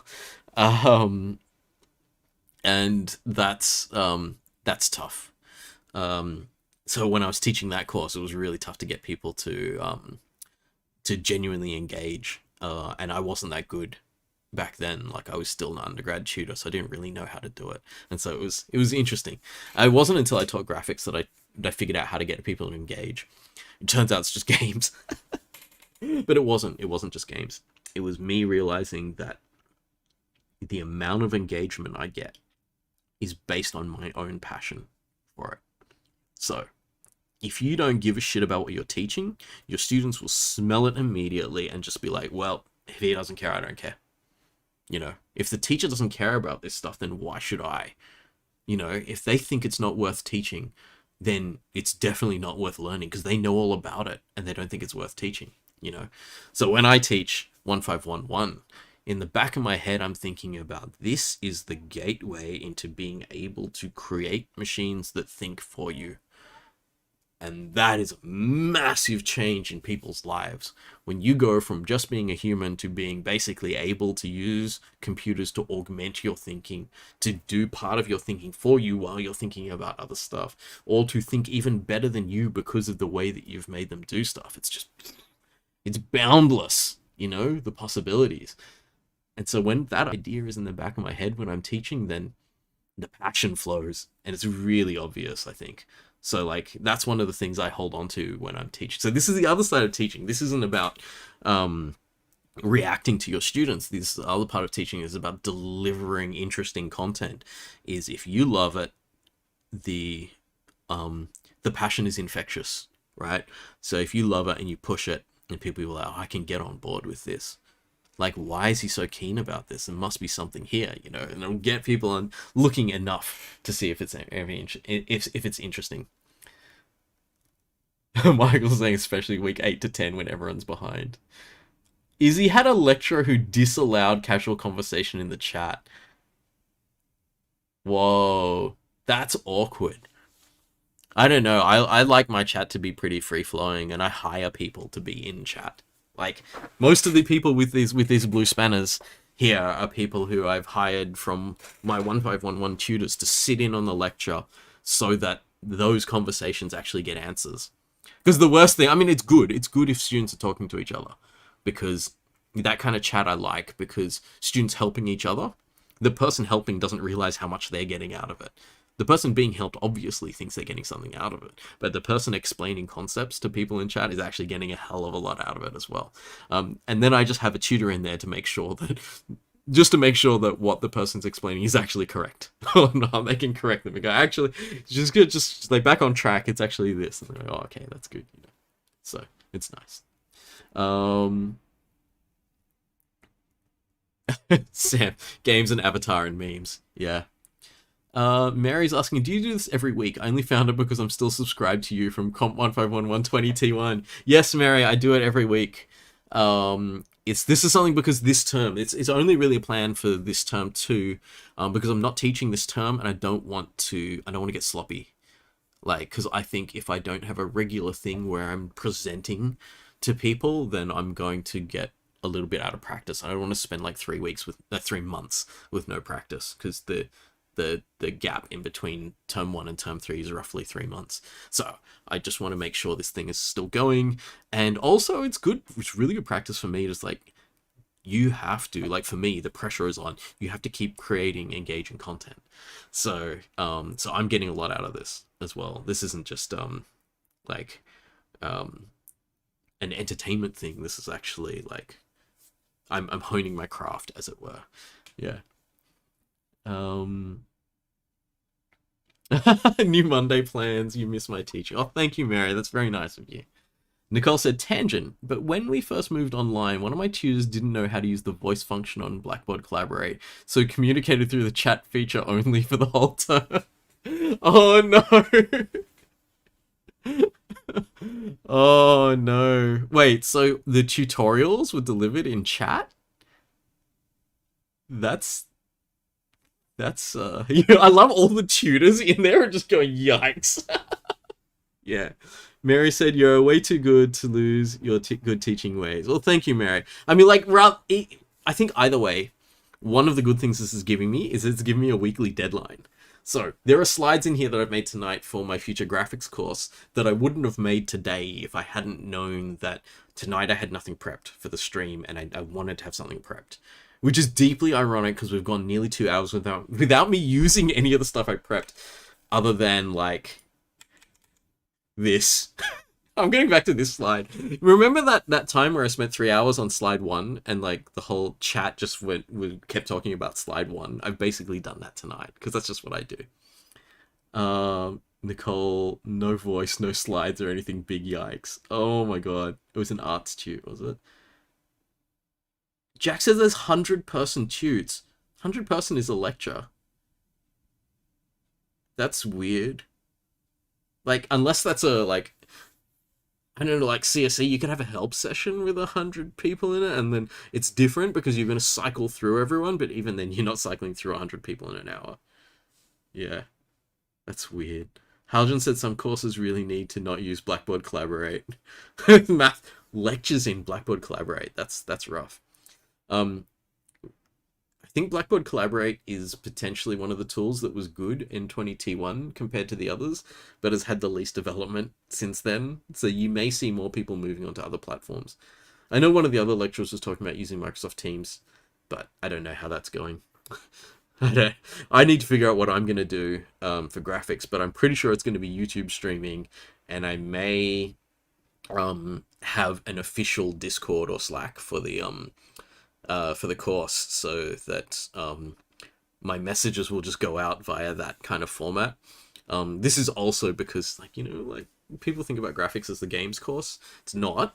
It's only one part of the games course, but while I'm doing that, I might as well use the same kind of tools we're using for communication in, like, game development stuff, which is the same kind of instant messaging stuff that we're using for working in general, you know.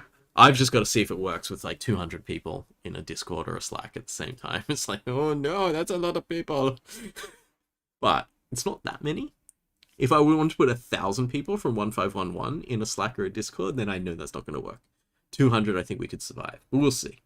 I always think that, like, there are these rough numbers where it's useful to have stuff like a Slack, where it's about 50 people and it caps out there. And once you get higher than that, it's just annoying to try to keep up with the traffic. Antarctica for elect 1111, the permissions were messed up and people could mute the lecturer.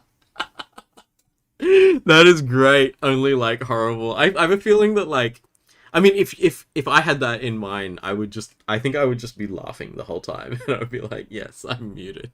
Thank you. That is so silly. But now we must continue.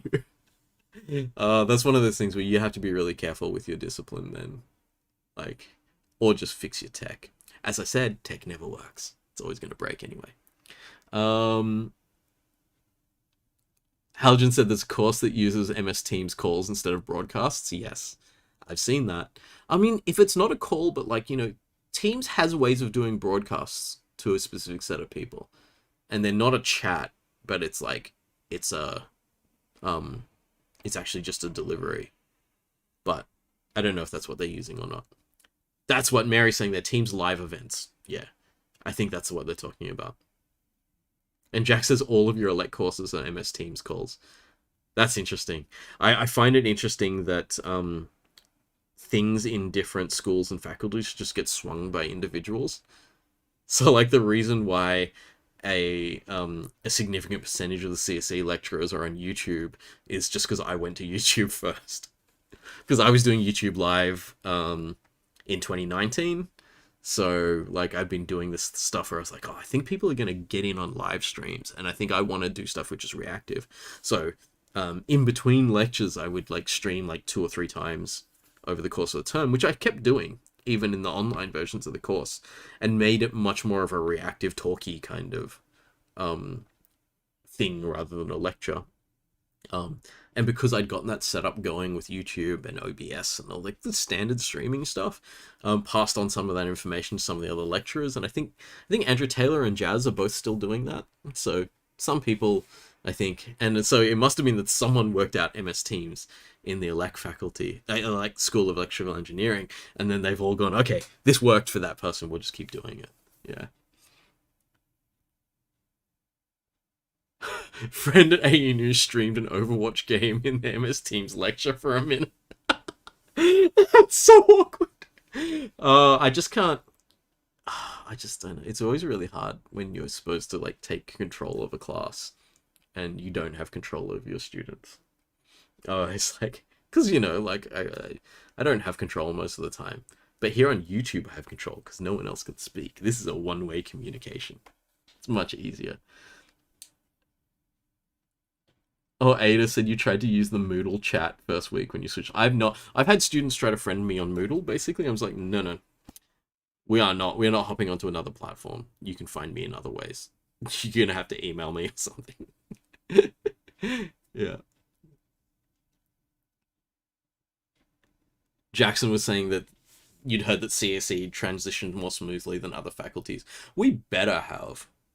Like, if the computing school can't go online using the stuff that we a as an industry created, as we as a school, not us individually, but like we're the ones responsible for this kind of tech revolution. We better be able to use it. Not all of us can though. Like we're all specialists in different things, but as a school, we should be right at the forefront of that. Jack did not know Moodle had a chat system until this year. Oscar in before Marc Chi IRC. Man, I remember IRC. Used to spend a lot of time on IRC. And Michael saying maths has transitioned fairly well. I could understand maths transitioning well. Remember, Dan Mansfield was Twitch streaming before I started streaming, so he was already on the money. He knew what was going on. And it was kind of like how we met, actually, because it was like people told me about him. I think it was mostly because he had a cat and I had a cat in our lectures. Yeah. Okay. So I was talking about lots of stuff, but I did have other stuff I wanted to show you. So I wanted to give you a quick little preview of some of the stuff that graphics is going to be. It's not necessarily set up as a preview. It's not like a great preview of things, but there's a little bit of like a sample of how I want to teach things here. It's not fully fleshed out. It doesn't have all the interactive bits and stuff like that, but this is something that would be an early part of the course. I'm thinking second or third lecture of the course will probably have something like this. Oh, Jack's saying that Elec has a cool remote lab setup. That's cool. Anyway, all right, so let's go into this stuff I want to talk about in graphics. So at some point in graphics, I want to... Oh, where are we going, chicken? Ha ha ha, she's just waddling down the corridor. I think my partner's refilling her robot feeder. Oh, that's cool. You're remotely controlling a physical circuit and they have a camera pointed at it. That's actually a safer way to do it. Everyone's like, no, chicken. And you can see the oscilloscope through a website and stuff. That's a good setup. Anyway, okay. So at some point, we're going to talk about how graphics transition from 2D to 3D. We're not really going to be doing too much work in 2D. Like, we'll do some, but it's going to be like 2D, we're going to be hello worlding into 2D, and then I'm going to move on from it pretty quickly, I think. Because even in 2D, we're going to be working in 3D. It's going to be like, just make your Z coordinates all zeros, and then you're in 2D, and then if you use the Z coordinate, you're in 3D, but it's going to be exactly the same system. So everything that you're going to do in the setup in 2D, you're still going to use in your 3D. But anyway, So, moving from 2D 3D graphics, first thing we're going to do is like you make your daily prayer to the Shrine of John Carmack, obviously.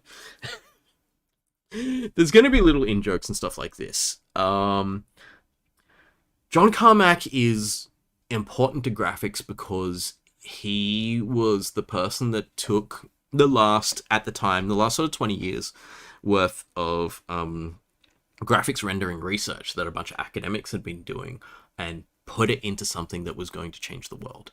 So he is the technical person behind Wolfenstein, Doom, and Quake.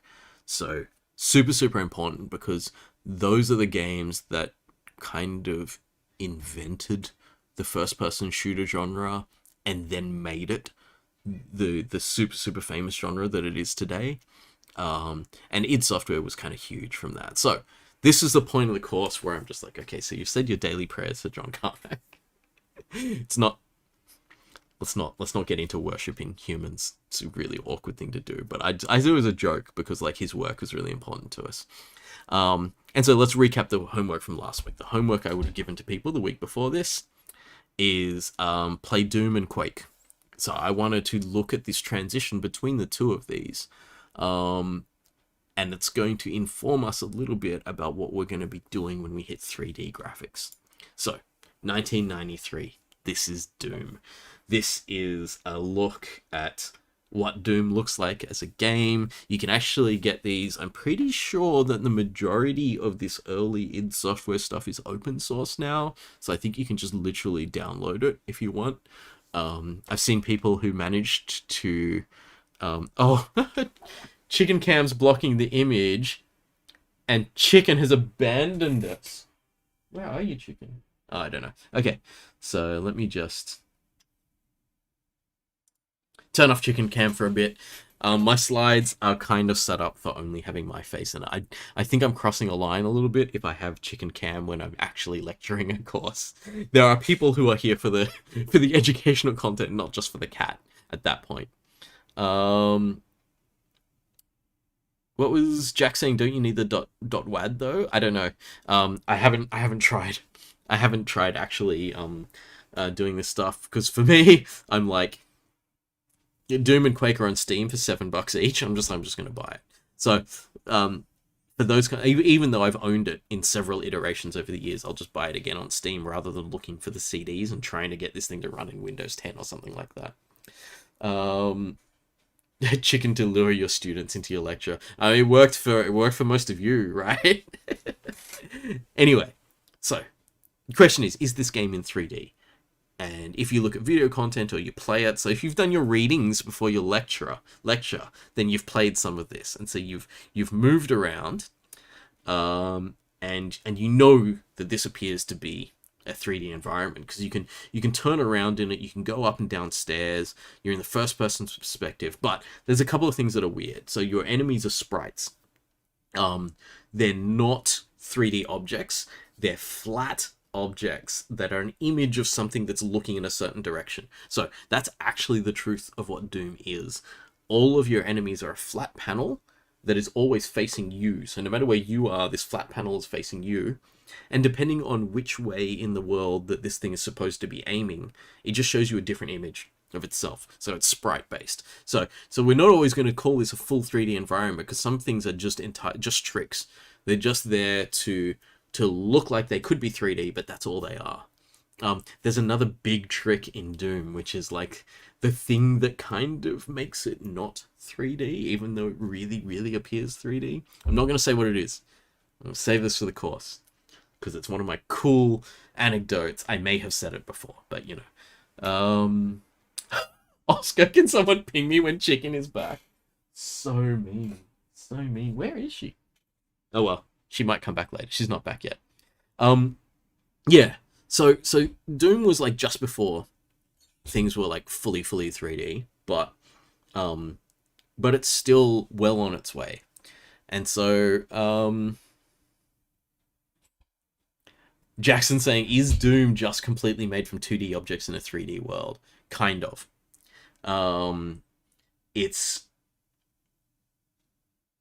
There is, I don't want to spoil the whole thing. but there are no meshes in Doom. Everything is just a flat plane set up in somewhere or another. So the idea, which I'm about to talk about, the modern idea of polygon rendering doesn't exist yet. I mean, in 1993 it technically exists, but it has not been implemented in a way that we have noticed it yet. So when I'm talking about these things being happening, I'm talking about when they go out into the public and we see them. So by this point, a lot of the stuff which I'm going to go to in a second in Quake already exists theoretically. Researchers have worked on it. There are lighting algorithms and stuff, but they're not able to kind of work in real time, and they're not in our games yet. You can actually even see, you can't actually really tell, but this is not a graphics card accelerated yet. So the polygon rendering revolution that then started us putting a bunch of graphics cards in our computers and things like that came just at and after Quake. Shitaki's asking, are Doom's environments actually 3D? I thought it was raycasting to a fake 3D. Yeah. I don't want to go too deep into it, but they're pseudo 3D. In the course, I would probably go into more detail, but then maybe not, because this is just a preamble to something. So this is how I want to set up ideas. I want to say, okay, so look at this. Okay, so how 3D is it? And so that's the question that we're trying to answer here. So it looks really close. This is something that's going to carry through the whole course. Is if it looks good enough to you, then it might as well be. Because that's what graphics is. Everything that we're going to be doing with graphics, the final judgment on whether something is successful or not is 2 bags of jelly with some light receptors at the back of it. Our eyes cannot tell exactly what resolution we're running something at. Are we at 1440p? Are we at 4K or 1080p? Like, we can kind of tell the difference if we've got a bit of experience with it, but we'll go to the movies and we'll accept a full CG thing running at 24 frames a second, right? Because that's the frame rate of cinema. We'll come home and we'll play our computer games, and if these things drop to 24 frames a second, we get angry. And it's like, well, why? We accepted the 24 frames a second in that other building, right? It's interesting and it's weird, but you know, we have different sets of standards we use for different things. But anyway, there are tricks. And if you've played the game, you may have spotted one of the tricks, but I'm not even going to say any of them here. So this is like, I'm totally clickbaiting for course enrollments. I don't think I need to. The course is nearly full already. But I don't want to give it away, because if I give it away, for anyone here who is going to do the course later, the course will actually be boring, because you'll be like, I already knew this. Like, there's no expose here. There's nothing new. So yeah.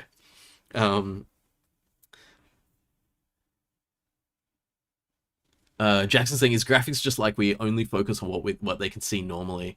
Like, if we look through the views, we aren't meant to, everything just breaks. Yeah, there's heaps of stuff where if you can find yourself, like, if you've ever, like, yeah, Jackson said floor glitching in Skyrim, exactly.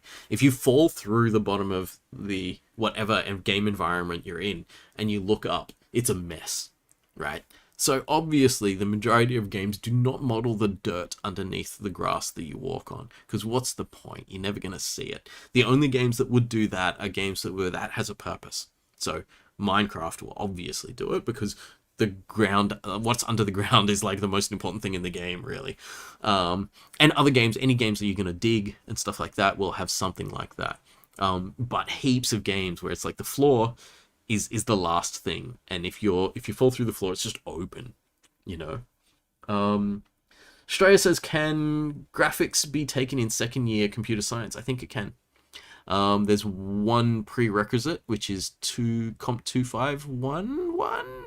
The object-oriented one is the prerequisite, because there is a fair bit of object-oriented stuff happening in graphics. Used to be a Java connection as well, but I don't think I'll be doing it in Java. I mean, there's still a decent chance I'll do it in Java if I have to. So I don't know. Yeah. As Shrey's saying there, if you do 2511 in your term 2 second year, then term 3 second year, you can do graphics.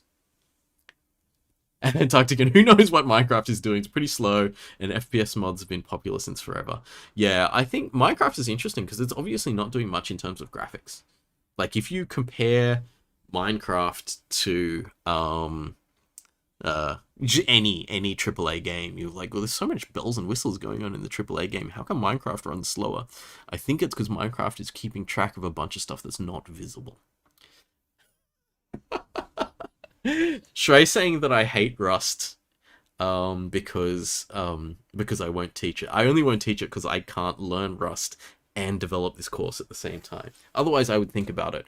But I don't want the graphics course to be distracting you with another language. I'm already distracting you with shader languages and OpenGL and stuff.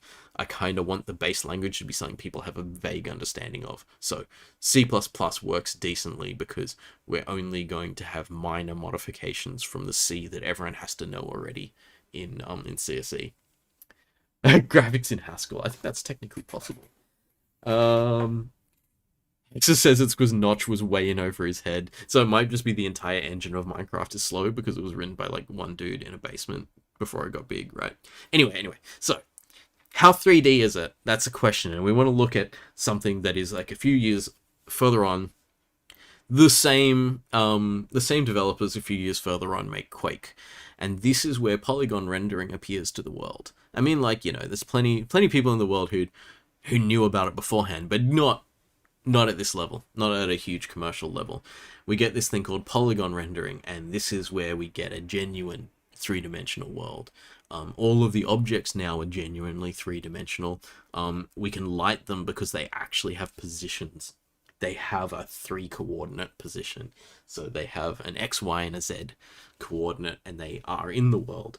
And now, instead of things being sprites, instead of things being a flat board where they just show you a view of themselves, they're a genuine 3-dimensional object that moves around and animates and stuff. When we were there at the beginning and they started doing that, especially these fiends, it was revolutionary to us. So you look at it now and you go, oh my god, I can see the polygons. There's like 8 of them in this arm. That's it. And it's like, that's fine. That's all we had the computing power for back then. But it doesn't matter how many polys there are in this case. Hello? Aww. Did you hear that? I don't know if you heard her. She's just walking around on the floor at the moment. So, it might be time to turn Chicken Cam back on fairly soon. We'll see how we go. Are you gonna come sit with me? No? Yes? Let's say hi to everyone. Okay. Let's... Someone's interrupting.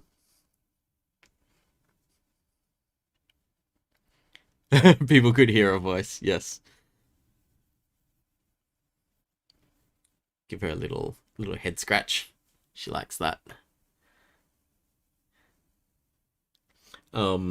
She's also like really, really cuddly at the moment because like humans are the only source of warmth in the house. So yeah. Okay. So now in Quake, what we're getting is we've crossed over from the nearly 3D that was enough to trick us and stuff. Nicole's like, yeah, I've just Pied Piper us into coming to stream with Chicken. Yeah. I mean, I think Chicken's more popular than I am, frankly. Like, and for good reason. I'm not this furry and cute. Yeah. So now everything is made out of polygons and stuff, not just these sprites. So all of these creatures and enemies and all this kind of stuff have genuine 3D shape.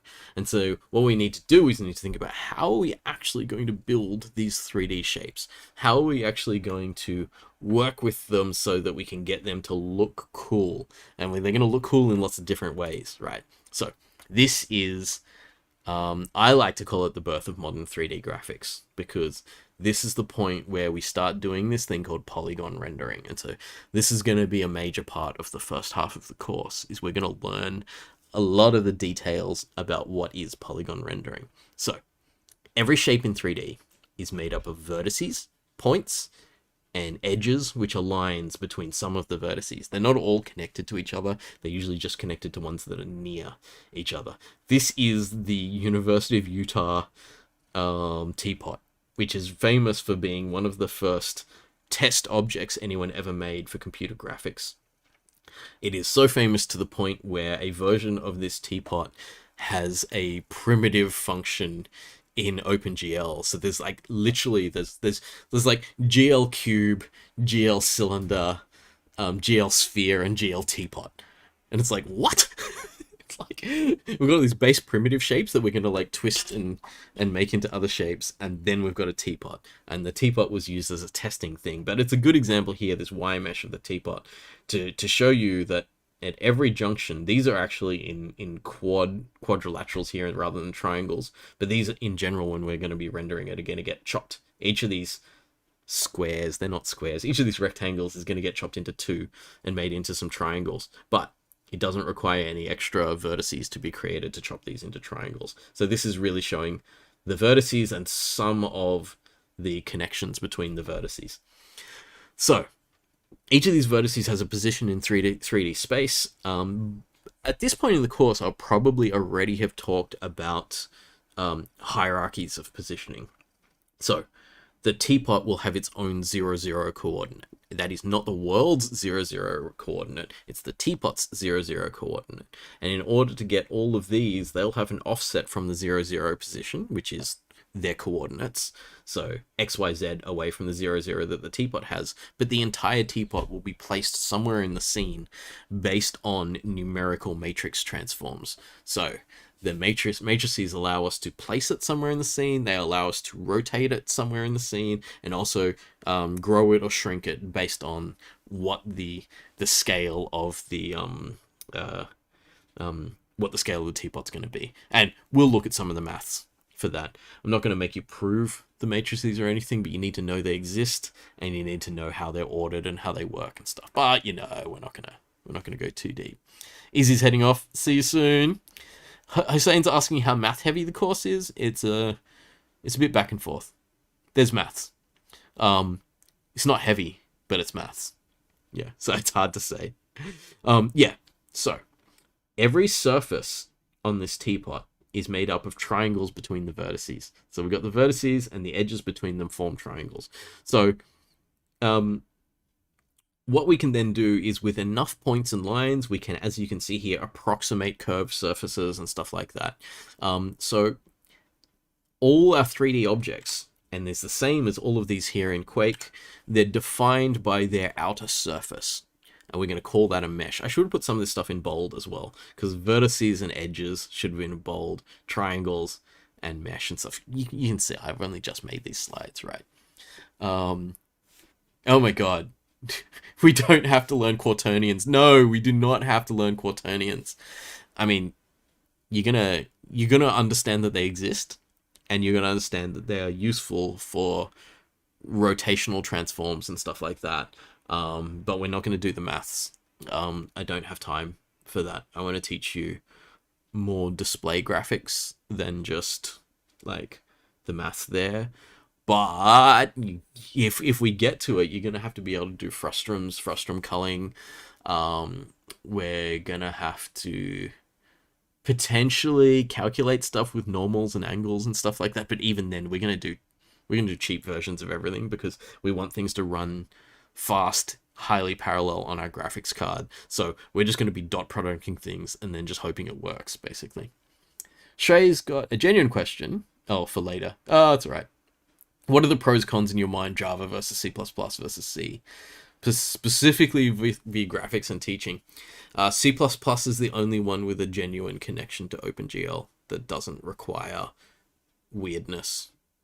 Like, I think CSE has a custom thing that they've used to connect Java to OpenGL, but it's just like, you'll never use it outside of CSE, so that's the thing that's weird about it. Whereas if you're going to do graphics programming and someone hires you as a graphics programmer, they're going to expect you to drop straight into C++ and do it. Having said that, it's not super common. It's limited the number of you that are going to end up graphics programmers, but at the same time, I feel like that's what I ought to teach anyway.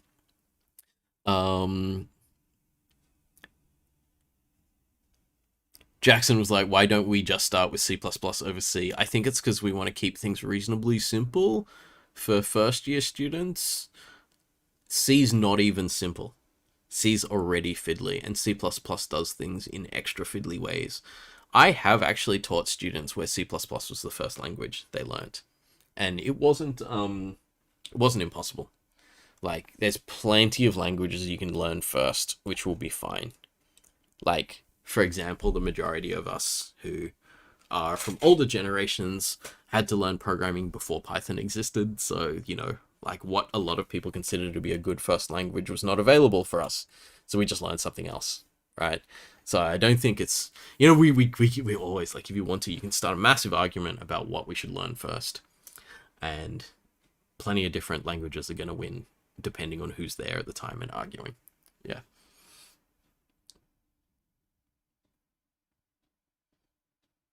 Pascal. I did not learn Pascal first. Pascal was a teaching language, though, as far as I know. That's just anecdotally. I don't really know much about it. Anyway. Okay, so let's go back into this. So 3D objects are defined by their outer surface. So this teapot has no definition of kind of what material it's made of or how thick or how heavy it is or anything. The only thing we care about from the graphics perspective is what is its outer surface. So what are the dimensions and positions of its outer surface, and what are the triangles that make up its outer surface? When we get deeper into things, it's more than just triangles, because it's not just triangles and points, it's also normals, which is the directions that things are going to reflect off it. Yeah. Hexus is like, the teapot has no bottom. I think that the original teapot did not have a circle at the bottom. Nowadays, people tend to model it with a set of triangles at the bottom, so that if you flip it upside down, it's actually solid. It also doesn't have an interior. The lid is modeled to the bits, so it's not a separate piece that comes off easily or anything like that. Anyway, this stuff will get more fleshed out. I will, in the course, probably talk more about exactly how this works, or we'll have looked at this already when we've been doing some 2D stuff. I don't know. I'm just, like, as I said, I have a few story points, but I don't have the bits in between. It's like, when someone's writing a novel, they often have significant plot points and they know the story needs to get to, but they don't have the bits that join them together. So that's where they are. Jackson's asking if they use small surfaces to mimic curves, or they're actually curves. There are no curves. No curves here at all. When we have the vertices, the lines connecting the vertices are all dead straight lines. There are no curves at all. There are only approximations of curves where we could use some maths to... So, for example, this curved wall of the teapot was made using a particular formula. It's a Bezier curve, which is a parametric formula that goes from 0 to 1, and it manipulates the position of a point along the line, and you can use those to make curves. They were originally made by the car industry for designing the curvature of car bodies. I think the Bezier curves. It was one of those types of curves. It's a whole family of different curves that are parametric equations. So they start at 0 and they go to 1, and over the course of the 0 to 1 of a single parameter, that's what they're called parametric, they change where they are in that curve. So this is a curve here that defines one set of points on the edge of the teapot. And then if you take those curves and you take an axis down the center of the teapot and you rotate that curve around that center axis, you can then create sets of points at different parts of where the teapot should be, the outer wall of the teapot. So we could say that this teapot is rotationally symmetrical, as in, well, if we take off the handle and the spout, everything else on the teapot can be rotated without changing its fundamental shape. So that's how we'd actually create it. So we'd have an axis down the middle, a curve here that defines an edge of the teapot, and then we rotate it a few degrees and map out points. Then we rotate it a few degrees, map out more points, rotate it more, map out more points, and then all those points are going to get joined together in triangles. So we've got different formulas for doing that. Hexus One's asking, will we learn Phong shading? Undoubtedly we will learn Phong shading. It's very, very hard to do computer graphics, and especially learning the history of computer graphics without knowing how this works. I mean, Phong shading is still used for a lot of things. Like, we're getting to the point where we're replacing it with things like ray tracing and stuff like that. But for heaps of games, any kind of metallic surface is still going to have Phong lighting in it. It's great. It's great. I love it. I love teaching it because it's like, it's one of the first points where you go, this is complete and utter bullshit, but it looks good, doesn't it? I love it. I love it. It's so much fun. Anyway, so this is polygon rendering where we have the shape made up of a mesh, its outer surface made out of dots and lines. And those lines make up triangles. And those triangles, the beauty of a triangle is that it cannot be a curved surface. Like, I'm not saying that the majority of triangles aren't curved surfaces. I'm saying that no matter the orientation of the 3 dots... Sorry, someone's just trying to jump on my lap, so I'm just giving her some space. Come on. Yep, there we go. Move the camera again. She just hopped up. Yeah, no matter where you put 3 dots, if those 3 dots are going to get put together in a triangle, the triangle is dead flat. There is no possible way to have 3 points. I've lost my hand wavy space. There's no possible way to have 3 points. Wait, 3 points anywhere where it's not a flat surface. This is important because we're going to treat them as flat surfaces. Any other set of points, like set of 4 points, set of 2 points also is guaranteed to be a one-dimensional surface if you join them to each other. But if you've got 4 points, it's very easy for it to be a 3-dimensional surface. It's hard to get 4 points that are exactly on a plane together. So the triangle's nice because everything's a plane, which means we have flat surfaces we can work with. This is easy because we would have worked a little bit with 2-dimensional stuff already. And if we treat all of the triangles as something as 2-dimensional, it's very easy for us to kind of do colors on these things because that's what we're going to get to. I would at this point of the course already have talked a lot about colors and about how every pixel, it's just the color of the pixels. The only thing we're doing in graphics is changing colors of the pixels. Yeah, so Jack's talking about the math there. If there's 3 points, you can always fit a plane through those 3 points, and there's only one plane that fits through those 3 points. And the same thing as a line between 2 points, there's only one possible line. So lines define a one-dimensional space. 2 points defines a one-dimensional space. 3 points defines a two-dimensional space. More points, it's hard to say. 4 points could technically... I'd say 4 points defines a 3-dimensional space. But it gets fiddly, and I don't want to really define them like that. Because exactly as Jackson's saying, unless the 3 points are on the same line, in which case you don't have a triangle, you just got a line. That is what we would call a graphics bug. We'll see them later. We'll see plenty of those. Anyway, so I said this will get more fleshed out in the course. It has gotten fleshed out tonight. Okay. So the other thing that we're going to do with our geometry, just going to move myself out of the way without completely removing Chicken, who has abandoned her camera and decided my lap's more interesting, which I enjoy, so I don't mind. The sprites aren't entirely gone. That whole idea of a 2-dimensional thing that just appears and just aims to face you all the time, it's not the same as it was, but we're still going to use 2-dimensional images. But what we're going to do with those 2-dimensional images is use them to basically paint our geometry. So we've got our shaped thing. Oh man, I got to bring some miniature painting into this. It's like totally the same thing. So I have a miniature that's entirely grey plastic. It's got nothing on it. But then what I do, painstakingly in miniature form, I'm going to paint that. Someone else has done that digitally by painting this thing, which is like both sides of this gun they've got. Some muzzle flash thing, and the front and back of their legs and their arms and their head. What we can actually do with this 2-dimensional image is we can wrap this 2-dimensional image around our 3-dimensional mesh. So that way, what we can do is we can say at certain points of the mesh, we should have certain colors appearing. And so that's what we're going to be doing. So this is what we're going to call textures. So it's not texture as in, like, you know, the roughness of a surface or something like that. In computer graphics terms, the textures are just the colors that are going to be on the surface. So you get this where, like, your ground in a computer game is just completely flat. Well, it's not flat. It might be contoured and stuff. You know, it's got its points and its triangles. But what we might do is we take a grass pattern and we put that grass pattern on as the texture. Or in the example here, in this image, skin, clothing, and stuff like that can be wrapped around that 3D mesh. So that way the 3D mesh gets more details. It gets to look certain ways that it may not have looked like originally. Because, like, wait, where are we? This, yes, you can tell it's a teapot, right?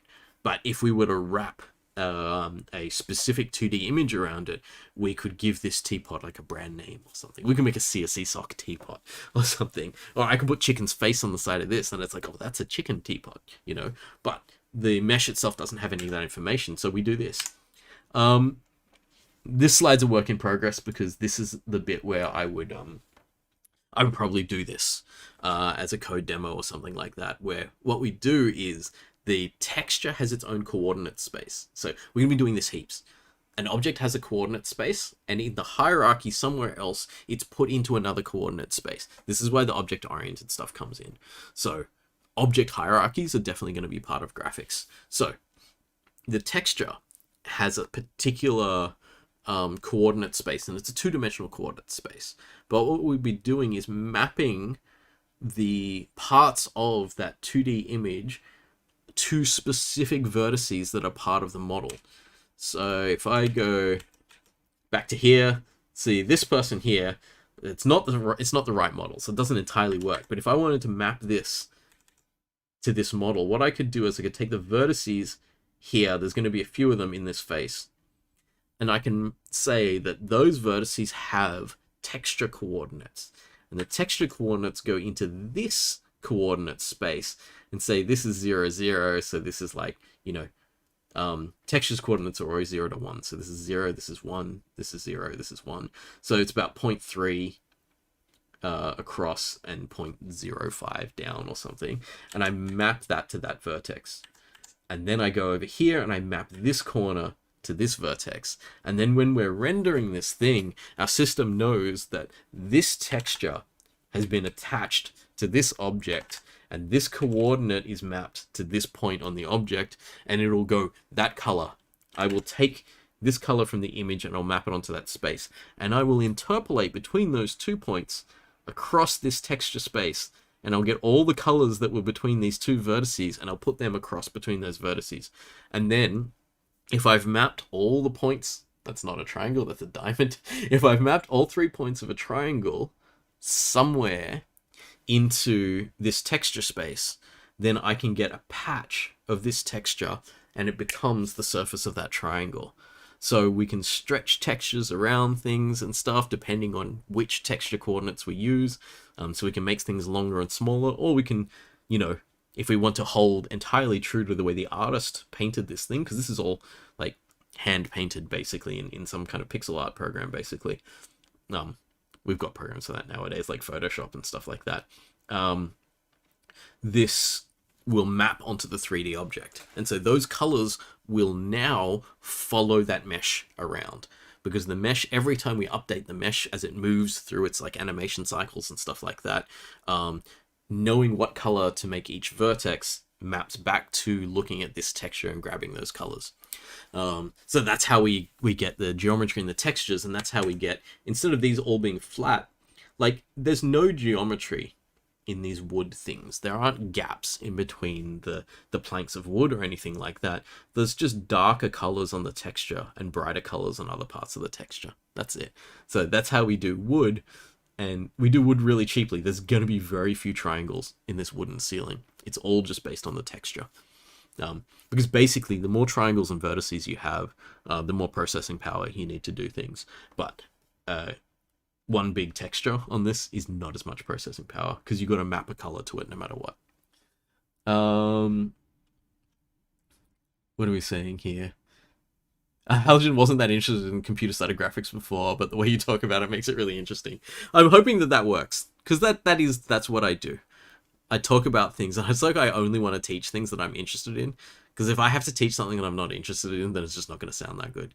I think it's because I love the way this works, because this is my bread and butter. This graphic stuff, I love it. Yeah, please make chicken merch. Take my money. I should make a chicken teapot. Your friend was a comp graphics tutor and he speedran Quake. See, that's perfect. I think that the hook that I'm going to get for this course is really going to be that people who want to learn graphics are people who are interested in, whatchamacallit, interested in games or film, because that's where it's used. Shitaki's asking, will the course also go into bump maps and metalness maps? Yeah, it can't not. Like, it kind of has to. So bump maps, definitely. Like, I'm not teaching without bump maps. You need those. Whether we go into like actually implementing them, or it's something like the final assignment is going to be like, the spec for the final assignment is show me what you've got. So the way I'm going to mark the final assignment is like, you give me a program, and you've written a document next to it, and the document says, I did this, give me marks for this. I did this, give me marks for this. And basically, myself and my tutors are going to look through your document, and they say, I did this, give me marks. And then I'm going to look at your program, and I'm going to see if your program proves that you did that. So for example, if you say, I did bump mapping, then I'm going to look for proof. I'm going to look for somewhere in your in your graphics application, well, specifically where you said it was. So it's like, this person has a fully implemented bump map on them, and I go, okay, I'm going to look at that, and I'm going to move a light around in your scene to see it, and if it looks correct, then I'm going to be like, yes, you've implemented bump mapping. But if you do something like, I've implemented this advanced lighting algorithm and I can't tell whether it works or not, then you don't get any marks for it. So there's a two-way thing here. If you're going to have your fancy techniques, you have to prove why they need to exist. So, good example. No, it's not a good example. This is only a good example if you know the course. But, sorry, very silly. This is an example, which may make sense to some people. If it makes sense to you, you probably don't need to do the course. But, you know, if someone says, I've done deferred rendering, and we're like, oh, okay, look at you, shiny, shiny. You want to show that you can do really, really advanced lighting techniques. I'm happy to give you a significant number of marks if you can do that. Then I'll look at your scene, and your scene is implementing deferred rendering, but there's like 2 or 3 lights in the scene. Then you get 0 marks. Because the only reason deferred rendering exists is because there's a limitation on computational capability of stuff like Phong lighting. So the standard lighting path can only handle about 8 to 10 lights before you run out of processing power. Because it's like is it an n squared? It's like an n squared kind of algorithm. Or it's an n being the number of pixels multiplied by m being the number of lights. So it's like you know what I mean. It's a multiplicative, like, badness for computational capability based on the number of lights you have. You multiply the number of lights by the number of objects in your scene, and then it gets really bad. But if you do deferred rendering, then you can do it. So if someone says, I did deferred rendering, and there's 2 lights in their scene, oh, what is the chicken? See, chicken doesn't want to give you marks either. Then I wouldn't give them marks, even if it's fully implemented, because I don't care. You know, that's the way that graphics works. Is if you have this amazing stuff under the hood and you can't see it, then what was the point of doing it, right? So people have to show that they understand the context of why this thing exists. So if someone says, I am doing deferred rendering, and then what they do is they basically import a scene from the famous games that made use of deferred rendering when it was early. So I'm thinking Grand Theft Auto 4? I mean, deferred rendering was around earlier than that, but GTA 4 is a good example of lights in headlights, lights in street lamps, lights in shops, neon lights, lights coming off people's phones and stuff like that. Like, you just look at any scene in that game and there's like 40 lights. If you wound back the clock sort of 5 years before that game, that lighting is just impossible, right? Like, it can't be done. We can't have that many lights in the scene. But that was one of the games that came after the kind of advent of deferred rendering. and it showed that you could do all this kind of stuff with like massive numbers of light. So if you had a scene like that and said, look at me, I've implemented deferred rendering for my lighting, I would be like, here's your HD, you know? Because if you can do deferred rendering, it means you can do pretty much everything leading up to it. It's the holy grail that I wanted to put at the end of the course, but I realized that we're not going to get there. 9 weeks. We are not getting to deferred rendering. I would love it if we could, because it's a good place to stop. Because it's not the end. I would say the end of the level of tech that we're at now is probably extreme tessellation, maybe. But we haven't, even if we get there, we haven't looked at amazing shadows tech either. Or transparency and stuff. You know, there's just too much. Too much.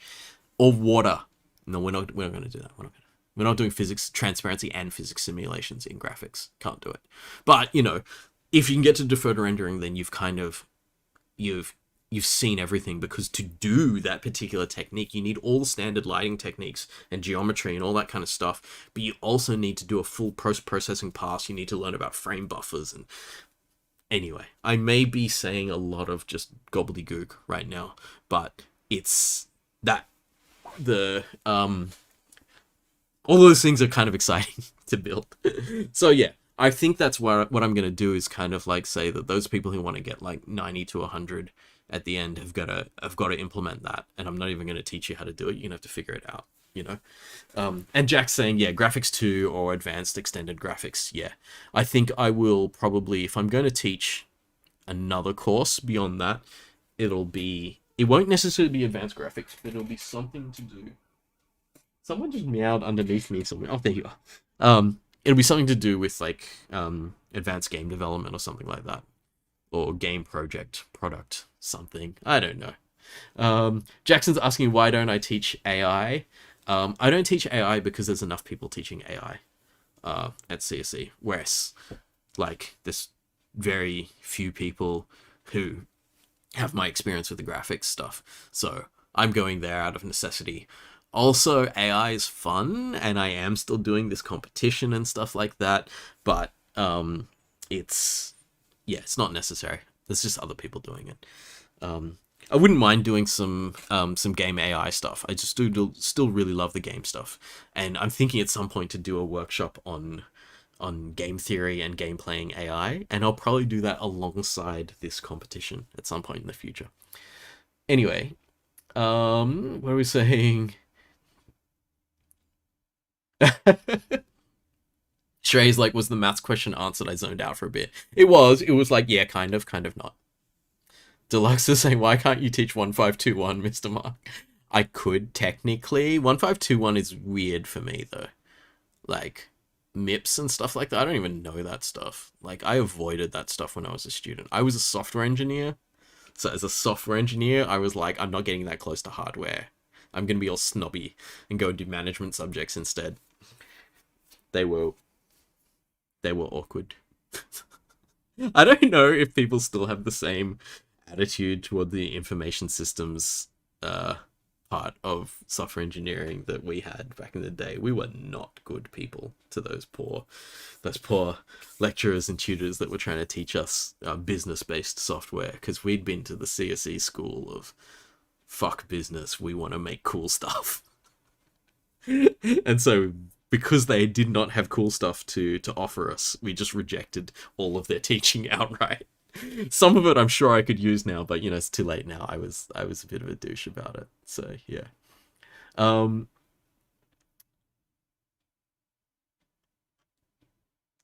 So people asking 1521, Mark, would you ever take 1521 and give 1511 to Andrew?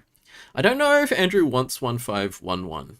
I think, you know, he's like one of the assistant head of school for education. Let's see, him and Jazz do that, and I think that they would prefer it the other way around, where they're like, no, Mark should be doing 1511 because it's like what I do well. It's like the introductory stuff. Clarissa says good night.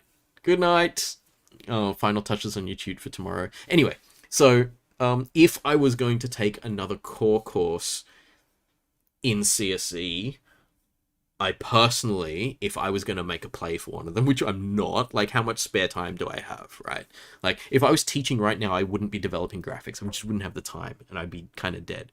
But if I was going to do something else, I would probably make a play for 2521, which is the algorithm, the basic algorithms course, where we expand our linked lists into trees and stuff like that, because I get into that stuff, teach sorting algorithms and stuff. You can tell about me that, like, I shift a little further away from the hardware. When I'm doing graphics, I have to talk about hardware, I have to understand the hardware, because we're going to talk about that too. Because the graphics pipeline is super weird. Like, it's super weird. So, you know a bit about graphics cards, right? And you know a bit about CPUs. So, oh wait, Hayden's taking 2521. Well, they don't need me then, do they? They'll be fine. Yeah, so I think they're just going to leave me on graphics, which is nice, because I don't want to develop a course and then next year just do a different course. I'm just like, oh, I can't just keep developing new courses. You know, I've got to get some kind of return on investment here. Like, I'm going to put all this time, this term, into building this course up. I want to deliver it more than once. Oh, Halogen's in 2521 this term, so yeah, see how that's going. Oh, it won't be recurring, because he's doing 6080 in term 3. 68 and 1531 in term 3. Yeah, I'm totally not up for taking more than one subject in the same term. I think like I've built a reputation for teaching quality, and I don't want to just like lower that reputation by taking more than one thing. And also, it's not really, the reputation's not that important. I think the important thing is, like, I don't want to lower the teaching quality, right? Yeah.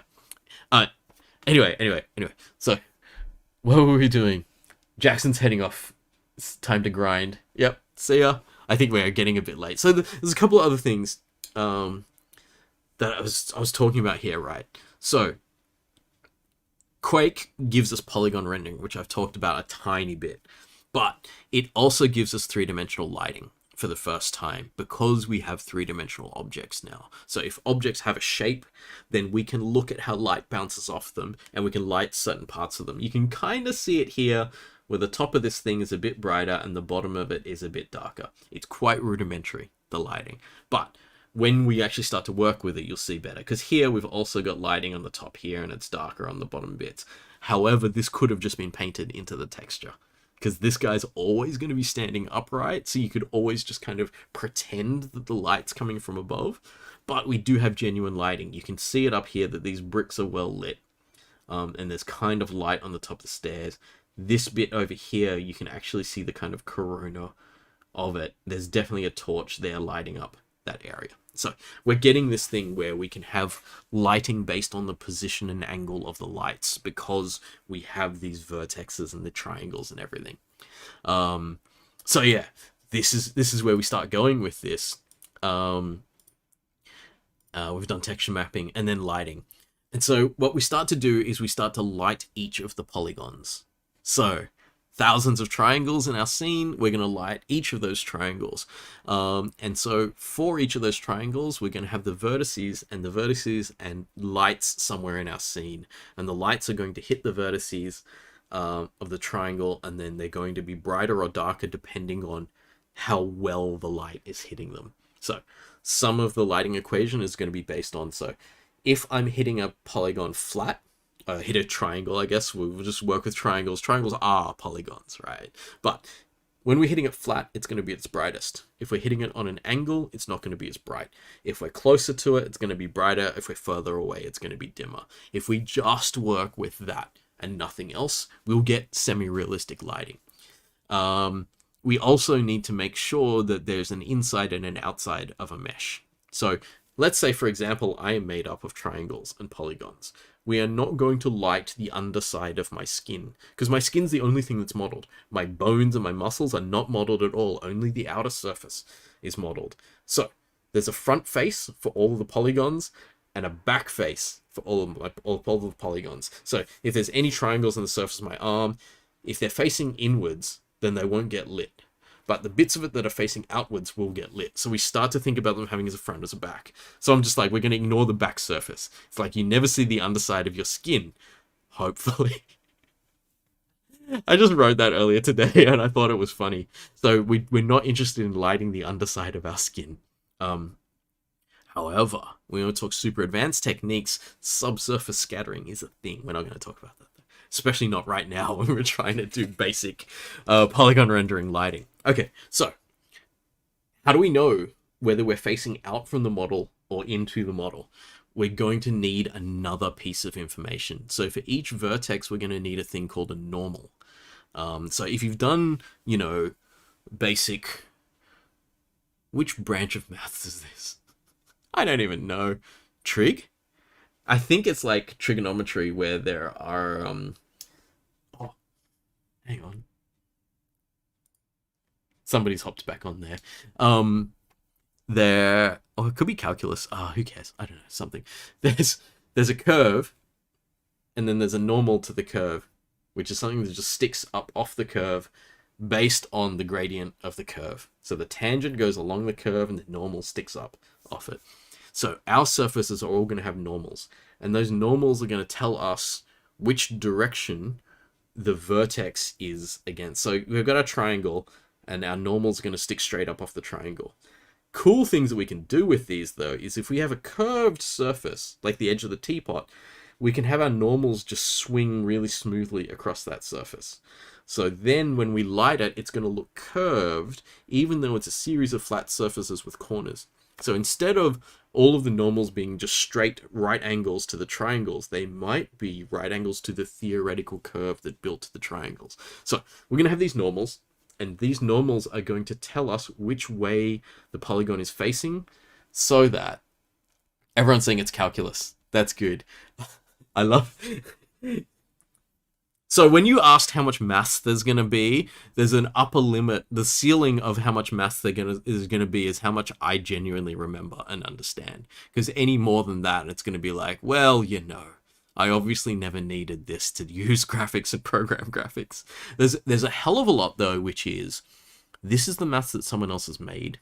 We trust the mathematicians, and so we're going to use it. That's the kind of thing that we're doing. Hussein, normals in 3D sounds like the chain rule. Oh god, no.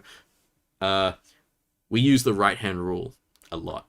So thumbs first, index finger second, normal is the middle finger. So depending on the direction of the other two vectors that make it, the normal is going to stick up like this. When you've got 3 points, you can always make 2 vectors, right? Because you've got one vector in the middle. Sorry, not one vector, 1 point in the middle, and you go 2 points here, you get 1 vector.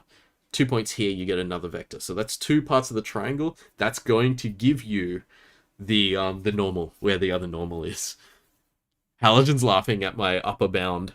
The upper bound is enough. The amount of maths that we can have is the upper bounded by how much maths I actually understand. I do understand a fair bit of maths, though. So, and also specifically graphics maths. So trig and specific parts of calculus, specific parts of linear algebra just for matrices, and anything else I have long forgotten into the depths of time.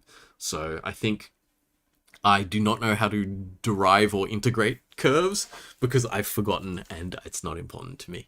But I do know how to do like transposing matrices and composing matrices, applying matrices to each other, stuff like that. But I don't know how deep we're going to go in that maths. I can't be bothered. I think this is a visual medium. If we're going to use someone else's maths, like in a library or something, I'm okay with that too. Markamatics. So, anyway, we see the outside of the mesh. We know where the outside is because there's a normal that sticks up at the outside. Not only is that normal giving us a direction of which way is visible, it's giving us a direction on the curve of the surface of where it would reflect light. And so that way, when I said we're flat onto something, it's the brightest. We're not flat onto something, it's the dimmest. Or the normal is facing away from us when we hit the surface, we will not get any light at all. So we will not light something that's facing away. This is if this is a single triangle. And if this is my palm is the front of the triangle, if we're hitting the palm from the light source, then we will light it. And this is super easy, because there's a simple thing we can do with vectors called a dot product. So a normal is a vector, our direction from the light is another vector, and if these two vectors are aimed anywhere towards each other, the dot product is going to be positive, I think. Or is it that way it's positive? I don't know. We'll figure it out, right? If it's positive, it means it will get light. Once it goes past the 90 degrees and starts aiming away from you, that means that the polygon can't be lit because you're looking at the back of the polygon, not the front. That's like saying the light should pass through my arm and emanate from the polygon on the other side. So we can't have that. The dot product will go into negative, and when it goes into negative, we will know it will light it. So that way we can actually tell whether we're seeing the front or the back of any particular polygon. That's the basics of this thing we call backface culling, which makes it easy for us to decide whether or not to light something. Shrey just got a BTS meal. Congrats, Shrey. I hear you can eBay the sauce. Oh, chicken's getting up. It's shower time. I'll just aim this up a little. Oh, I distracted her. Yeah, so that is where we will start doing lighting, and then we start looking at... I haven't done my slides perfectly for where the cameras are and stuff like that. But then we think about the physics of light hitting objects, and I go, no, no, we are not interested in your real world physics. We're not going to do that. We don't have enough computing power to count every single photon and where they bounce and how much illumination comes from things. I say that with a caveat. We do have enough computing power to do some ray tracing. Ray tracing is that realistic idea of light goes somewhere, it bounces off, hits something else. When the photon bounces off a surface, the direction it bounces off is based on the surface itself. So, like my skin here, just kind of like photons hit it and it reflects in every direction. Behind me, just breaking my furniture, behind me there is a mirror. When light hits that mirror, it comes off at a specific angle. And that's why we can see the image of something else in the mirror, because every photon that hits, not every, but most photons that hit that mirror will bounce off at exactly the opposite angle that they hit it from. And so that way you can get different ways of deciding how things should be lit. We're not going to even bother with that at this early level of the physics of light hitting objects. We're gonna do this thing. We're gonna do this heaps in graphics. We're gonna get somewhere close and say people will probably not notice. And it's true, people will literally not notice, and they will believe because they've already set up to believe this 3D world is something. So, what we do is, we only calculate light at every vertex. So we don't actually calculate it differently for every pixel. We calculate at 2 vertices, and we just interpolate across that surface. If we calculate it at 3 vertices, we can interpolate across the entire triangle and go, the light should be like this at different parts of the triangle. And that's the simplest way to do it. So, like, the number of vertices versus the amount of surface that we could potentially, the number of points we could draw on that surface, right? It's much easier for us to calculate per vertex. Won't always be done this way. It's like everything I say about graphics is like, this is what we're going to do until we add a new algorithm on top of that that's going to be more intelligent. We can do per pixel lighting. But again, everything we're going to do is like, this is why I'm going to teach graphics with a historical context. So I'm going to say 1996. We're going to learn what happened in 1996. And then a couple of weeks later, I'm going to say, oh, look at us now. We're in 2003. What happens in 2003? Well, we start doing these things and stuff, you know. We start double buffering, and we start doing screen space effects and things. So we're totally going to do that. If I can reach it, we're going to do that kind of stuff, right? Shiitake, people will probably not notice is how you get 2077. Yeah. There's a lot of games where people will probably not notice turns into memes. you know, but you know, okay, so the physics of light hitting the objects, we're not going to do that. We're going to just go looking at each of our vertices and the normals that are coming off these vertices. What is the angle of the light that's hitting it? And the steeper the angle of the light that's hitting it, the more effect that light has on the surface. So at that point, there's a texture. The texture says what the base color is. The light has its own color. And when the light hits the surface, it's going to brighten up whatever colors are there based on whatever color was coming from the light, right? So they're going to combine together to make that surface brighter, which is going to be basically taking the RGB values, the red, green, blue values, and just adding to their numbers. Always a bit dangerous, because most of our RGB values are like 32-bit numbers, and if the light's really bright, surface really bright, it's aimed at the light, we can go above 1, or above, what's 32-bit? 2 billion, whatever it is. I can't remember the number. Doesn't matter. But actually, no, it's a 32-bit number total, and it's RGBA, so it's split up into 4 8-bit numbers. So they're 8 bits, so they go over 255, and you've overblown your light, and things get weird. That's another special effect that we probably won't talk about. High dynamic range, where when part of your model gets brighter than 1, it actually starts to bloom the light out to other pixels around it. We'll often do that as a screen space effect. So we'll do that after the whole scene is rendered and plastered on your 2-dimensional screen that you're going to see it from. We'll find the bits that are hot, and then we'll blow them out into the pixels around them. So those are like approximation of like lens distortion effects in cameras and stuff like that. So there's a lot of stuff in games which is just made to look like a physical camera, because we don't have a physical camera, right? We've got a virtual camera instead. Anyway, so the preview ends around here, and we'd probably look at this stuff like diffuse lighting, which I've talked about, the angle of lights hitting surfaces, mathematically calculating the angles, and then fudging the maths so that we can do it quickly, you know. And then we'll also look at diffuse versus specular light. So I said the mirror was specular light. It's not exactly specular light, but it's reflective surfaces. So let's take... No, too transparent. I don't want to muddy the waters with things. Okay. My can of Solo that I was drinking during the stream, if I wave this around in certain ways, you'll see these white bits that sort of flash up on it. Those are direct reflections of light off something shiny. There's a different algorithm for that creates shiny spots on surfaces based on how the normals interact with the direction of the light. We'll look at that as well. So there's ways to make things look like they're just, you know, matte finish surfaces, like my t-shirt, or even my skin's mostly, it's a little bit shiny, but not that shiny. And so we've got like the diffuse lighting. Diffuse means that when the light hits it, it just bounces off in every direction. So it's just generally matte, finish, visible stuff. Specular is that the majority of the light bounces off in a specific angle. So, shiny things, like this can of drink. We have different algorithms for both of those. We will run both of those algorithms on the same object.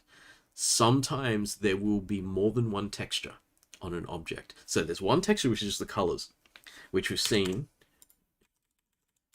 Here is one of those, but you can have a different texture that says these parts are shiny and other parts are not.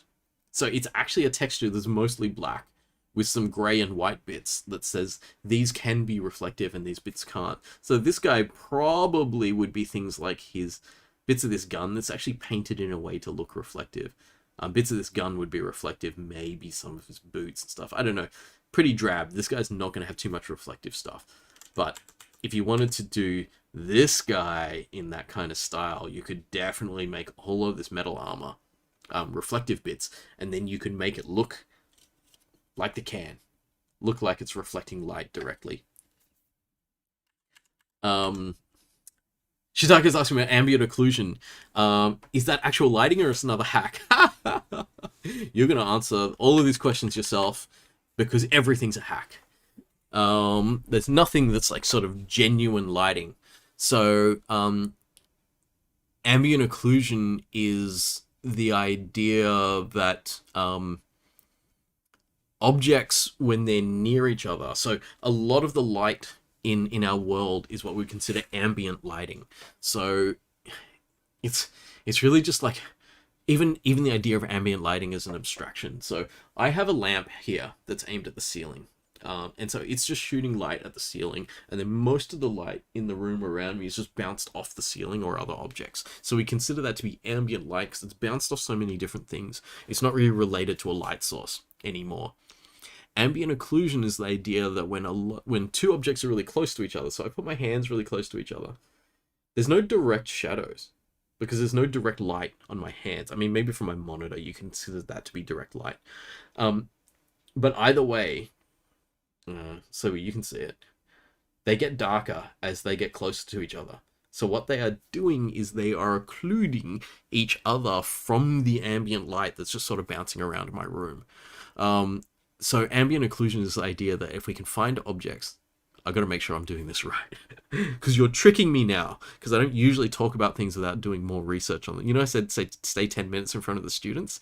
This is me not being 10 minutes in front of you, but I'm pretty sure that ambient occlusion is when objects are close to each other, we can cast unnatural shadows on them. So we can basically do this mathematically. Go, oh, these things are really close to each other. Let's just darken them.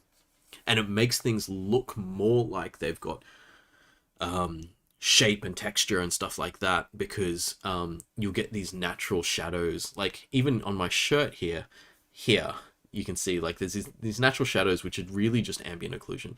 Like the ambient light isn't reaching part of this because they're close to each other, right? So it's that kind of thing. Yes, and it's a hack. We're not going to be tracking the direction of the ambient light bouncing off other objects when we do ambient occlusion. We're only going to look at situations where we think it'll get darker, and we just darken it. But, you know, I can't promise you that, because I need to do my research on ambient occlusion and decide whether it goes into the course and whether we're going to teach it, because I haven't taught it recently. So have we mentioned fast inverse square root? No. We haven't mentioned fast inverse square root, but I think that will be an implementation level thing that we may think about. But generally, a lot of the time, because square root is so expensive, we don't like doing it on a graphics card. Oh, I was going to talk about graphics cards. Anyway, that's another part of the course. When we have to do square roots, which we do, like when we talk about those angle maths that I'm doing, square roots are going to come into it. You can't have all those triangles without square roots coming to screw things up. A lot of the time we'll do square roots with lookup tables instead of genuine square roots, and they'll be close enough to the real number that we'll get away with it. So it's actually really funny. Like everything is just built for speed instead of accuracy. And Sulux is saying, yeah, that was lighting in Quake. Not Quake 1. Quake 1 was bare polygon rendering, but there's a bunch of hacks for fast square roots. What we often do instead of square rooting is just square the hell out of everything. Like, if you just square all sides of an equation until there's no square roots left, then you're like, okay, we're good. Now all we've done is a bunch of multiplications. We haven't done any memory lookup.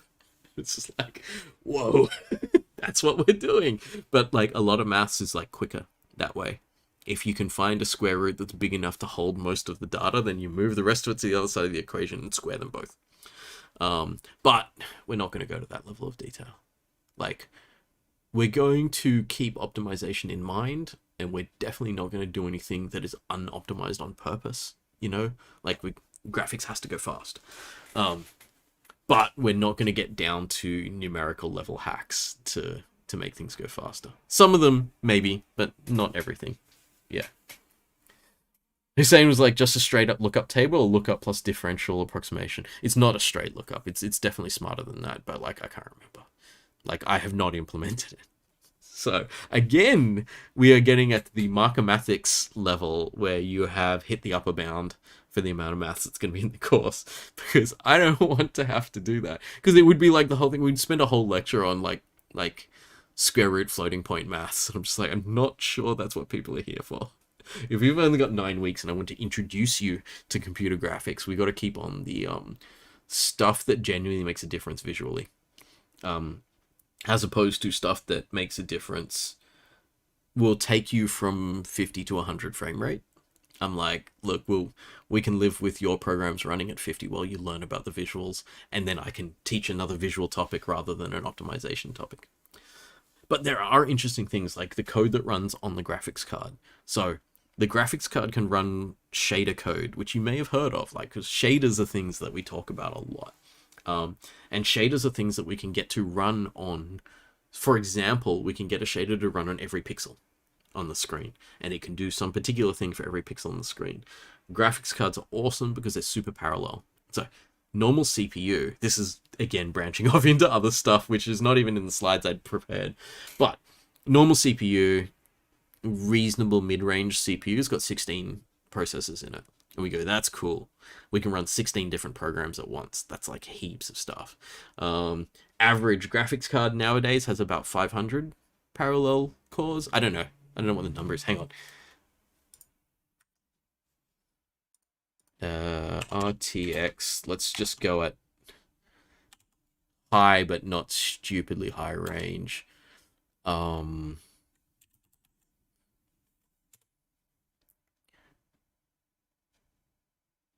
Oh, 10,000. When did we get so high? I haven't. I mean, I own a 3060, so like I've already got one which has like 4 or 5,000, but I haven't been looking up how much these. Wow, it's only been a few years since I last taught this, and we were counting these in hundreds, not thousands. So that's pretty cool. Yeah. So 10,000 processors. They're not the same processors, but there's 10,000 parallel processors in a GPU versus the 16 in a CPU. So you can see how they're built for a completely different purpose. The cores in the GPU are super, super fast, simplified cores, and they're running on a massively parallel architecture. So we will write one piece of code, and we'll say, we want this piece of code to run on all the pixels. And when you think about it, that 10,240. So what am I at? 1440 by what's the other number? It's 2,000 and something. I want to say two. I can't remember. It's 1440 by something, but I think it's 2.5. Oh, it's 2.5. Anyone remember the number? Shrey, Mark, will you be getting a personal 3090 for teaching purposes? If CSE gets 3090s, then I will get one, but I won't be able to bring it home and put it in my computer. I'll have to just use it in the office. I don't think we're getting 3090s. 2560 was the number. Yeah. I had all the right digits. Okay, so this number is the number of pixels on our screen, which is 3,686,400. So 10,000 cores is not even that great. We're going to need to run many, many times through these cores. So this divided by my 10, I'm just going to 10,000. I'm not going to put the exact number in. Divided by 10,000 cores means 368 runs through all the cores to process every pixel on my screen, which means that this thing needs to run 368 times in a 60th of a second. So this number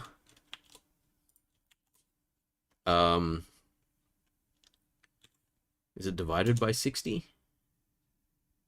368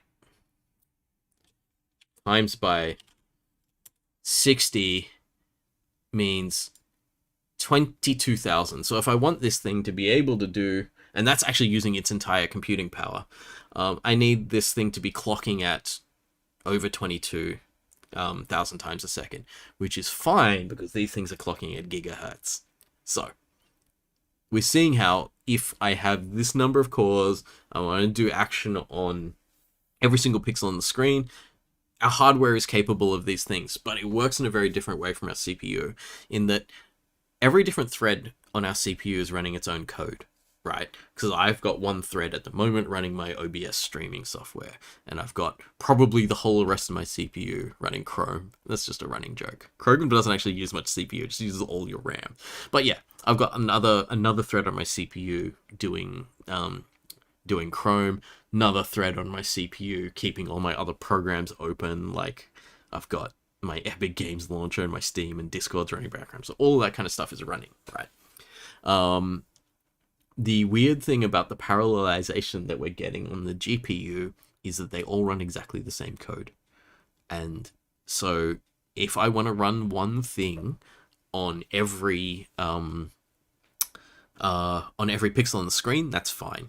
If I want to run a different thing on some pixels than other pixels, then that's not fine. We can't do that. We're going to need to do that on another pass. It's even worse, where if you think, let's just run an if statement, right? So if the pixels have this condition, then do this. If the pixels have this other condition, then do that. And that way we can do one pass that can handle two types of pixels. Incorrect. It does not work that way. If you have an if statement in a shader, it will always run both sides of the if statement. So it will always run what's in the if no matter what. It'll run it on every pixel. And then it will take the result of that only if the if statement was true. The parallel cores are not able to run separately from each other. They will always be in lockstep, and gross oversimplification, they will always be at the same line of code at every time. All 10,000 of them will be at the same line of code. So if there's an if statement, it will slow down all of them. It doesn't just slow down the ones that have a certain condition. There is no asynchronous parallelization. It's totally synchronized. Yeah. What was like, oh, if I replace the star with the X, surely Google autofill will tell you. I wonder if you can still, if this still multiplies. It still does. It's fine. Yeah.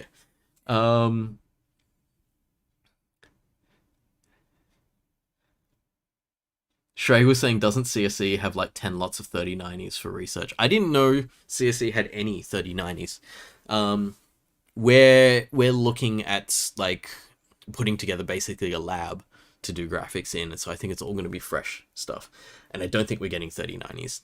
I can ask for them, but like they cost like $3,000 or something at the moment. They're stupid.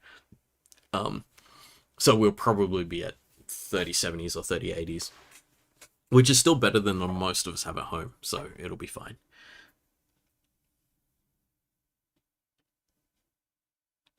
Oh yeah, Halogen. We were talking about the 1440, and I'd forgotten what the other number in the 1440 was. The 2560, because we're just calculating the number of pixels.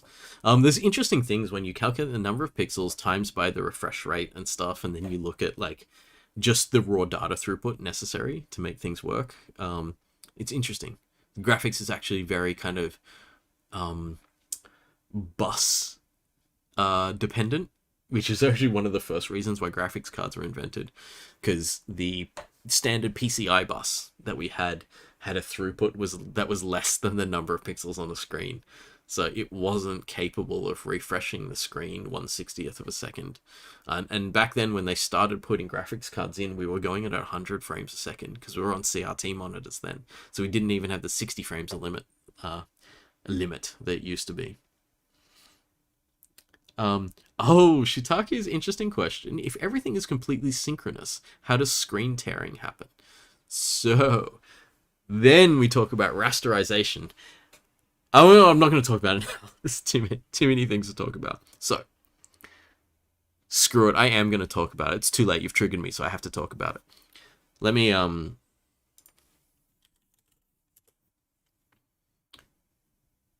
show you. So, here we have the monitor. And here we have my RAM. And in my RAM is something that is exactly the same number of pixels as my monitor. This is what we call the frame buffer. When we're drawing stuff into the frame buffer, what we're going to do is we're going to look at each pixel one at a time and go, based on a theoretical concept of this frame buffer being, so it was like, we've got our theoretical 3D world, and it's got a light source. It's not connected to this frame buffer, by the way. And somewhere in this 3D world, we have what we call a camera. And the camera is looking at this 3D world in this way. And so when we're going to do our calculations per pixel, there's going to be a pixel here, which is going to come up blue, and it's going to have like that image from the view of the camera. So for each one of these, what we have to do is we have to look at from here, from this camera, beaming out into this scene, what objects do I see? So maybe I've got that, and I've got like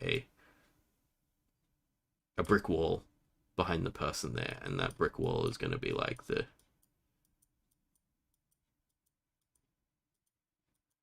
Like, it's going to appear in the scenes different from the way we see it here, because here we're just theoretically looking at the side-on view of the world. But the camera has... I'm not going to do the calculations. But here it has a fake screen. So it has the idea that there's a screen there, and then everything past this screen that's in the scene is what it can potentially see. So it can potentially see these things from this angle, and this screen... So what we're doing here is we're saying virtual camera in the world is really similar to where I sit and my eyes look at my screen. So you can't see it because my screen is here, but my eyes looking at my screen should be roughly similar to this camera and its fake screen here. This screen doesn't exist. It's a mathematical concept, this screen. But if we draw lines through the pixels, and there's a one-to-one mapping between my physical monitor and the number of pixels here. If I do a line from the position of the lens of the camera through each of these pixels into the scene, then I'm looking at what I can see, because the light goes in straight lines. So we're relying on light going in straight lines for this thing to work. There's a lot of maths in here for this thing. It's called a view frustum, and we will look at that. And we don't have to worry about rendering anything that's outside of the view of the camera, but this stuff here, so we'll go to this pixel and we go, what color should this pixel be? And then it's like maybe the sky above the wall. I don't know whether this frustum goes past the wall or not, whatever. So we'll go through and do all of these. The trick is we're going to fill these in one at a time. We're not actually always going to be using the entirety of the graphics card on all of the pixels at once. A lot of the times we are, but a lot of the times we need to come into the scene and we need to look at one of our 3D meshes, and then look at the lights interacting with the mesh, and then decide what color that pixel is. That bit still happens in chunks, but it's kind of serialized. So we're going to go one pixel at a time and say, let me color in red the pixels that I've completed. So I complete this one, and then this one, and then this one, and this one. So I'm just doing my work as my GPU. I'm doing this work, and I'm coloring all these pixels. So red's not the color. I'm just marking them as the pixels that I've done. So let's say I've gone through, and these are actually going to go in order, left to right, each row, and they go, because it's old school, the interlacing thing, the progressive scan that we used to do for rasterizing. So I'm at that point and I reach there, but this thing here is 144 times a second. It is grabbing what I have in this buffer here and dumping it onto this screen. So this is like a one-way transfer. Nothing comes back from the screen. Like, your screen's not an input to your computer unless it's got like USB ports, but that's not what the screen does, right? It's a separate thing. So this thing gets dumped to the screen. So if I have updated the top half of this frame, but not the bottom half of this frame, when it goes to screen, then this is a different image to this. So let's say, for example, this camera is moving back and forth, side to side. So if it's moving side to side, then there's going to be a disconnect between the updated pixels of my head, or the person's head there, and then the not yet updated pixels of this bottom half of the head, and then you get tearing between the two. If the timing of the 144 hertz happens in between the update. Thankfully, we have ways around this. One of the simplest ways that we often do is a double buffer. So we have two buffers. One is like what we would... I think this is the right terminology. There's a dirty buffer and a clean buffer. So this one is dirty.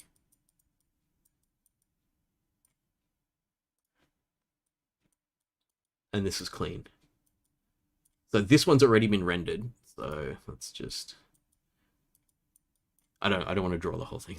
Right. This one's been rendered and it's not actively... Let me just get a pointer. It's not actively getting this stuff worked on it. So there's no tearing in this image. It's one clean, clear image. That's the one that goes to screen.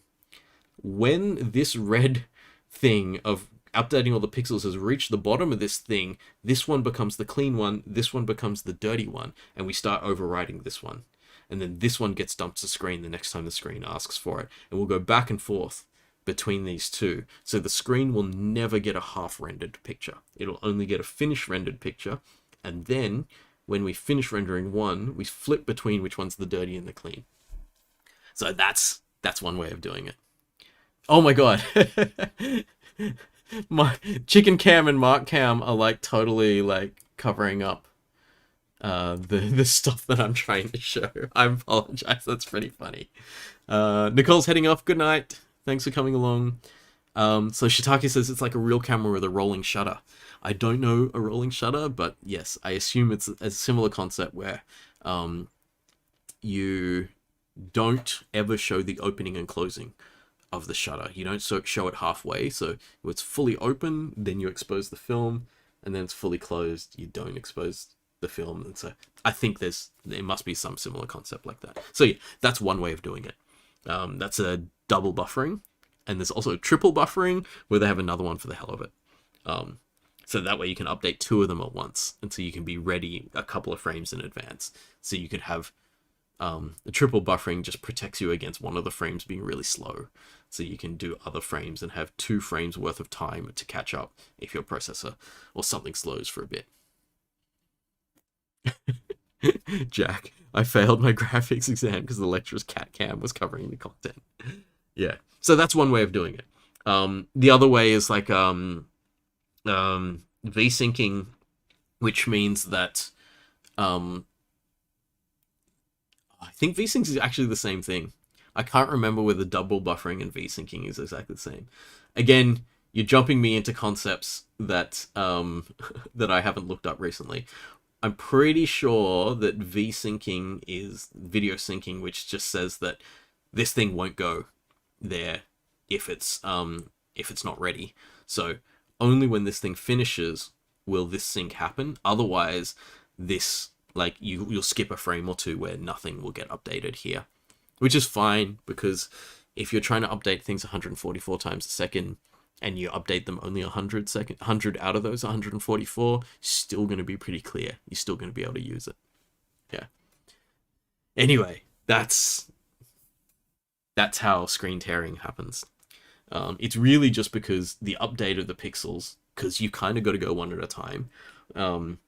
It's not one at a time, it's usually in chunks, but either way, it doesn't matter whether it's in chunks or one at a time. There's always a point where there are pixels that have been processed and pixels that haven't, and they're in that order. Yeah, VSync syncs the updating with the hertz, which is the updating of the physical updating of the computer. I think VSync is something that just tells the graphics card when the flip between the dirty and the clean is the best time to do. So usually the best time to flip the dirty and the clean is just after the screen has pulled the clean one across. Shiitake saying, so a frame's always completed when it's requested. Yeah, I need to look it up to see the actual kind of sort of the academic level tech and exactly how it's working. I know that this is the double buffering solution to it, and I'm pretty sure that double buffering and VSync are linked in some way. Once I can separate the marketing term from the actual technical term, I'll be able to like show you the genuine thing. But this is an explanation of, at least when you've only got one frame buffer, this is an explanation of why tearing happens, because you just don't know exactly when this 144 hertz is going to happen, and you're not going to stop working partway through. Screen tearing is a pretty old thing. Like, we don't really suffer from screen tearing anymore. We've got even better syncing than we used to, because there's like G-Sync now, where the monitor syncs, like the monitor comes under the control of the graphics card, if I remember correctly. I don't know, I haven't researched it, but I think it's like that. So it's not that you're at the whim of the cycles of the CPU, of the monitor. The monitor is actually at the whim of the graphics card, which is a better way of doing it. Anyway, that's a big part of the course. There's big bits missing of the course still. So I haven't talked about how we can place this person in the right place in the scene, and if this person is going to have, say, clothes on, and the clothes are completely separate 3D models, how we're going to chain them together and stuff. So there's a lot of stuff there. So there's a lot of maths, hierarchies of transformation matrices. So the human has a position in the world, and the t-shirt's position is dependent on the human's position. So it is lower in the hierarchy than human, and it becomes like kind of owned by the human in a sense, and stuff like that. So there's going to be maths on that, and moving things around and animating and stuff like that. And then the technical side of this is like there's 3D models that you're going to drop into your graphics engine.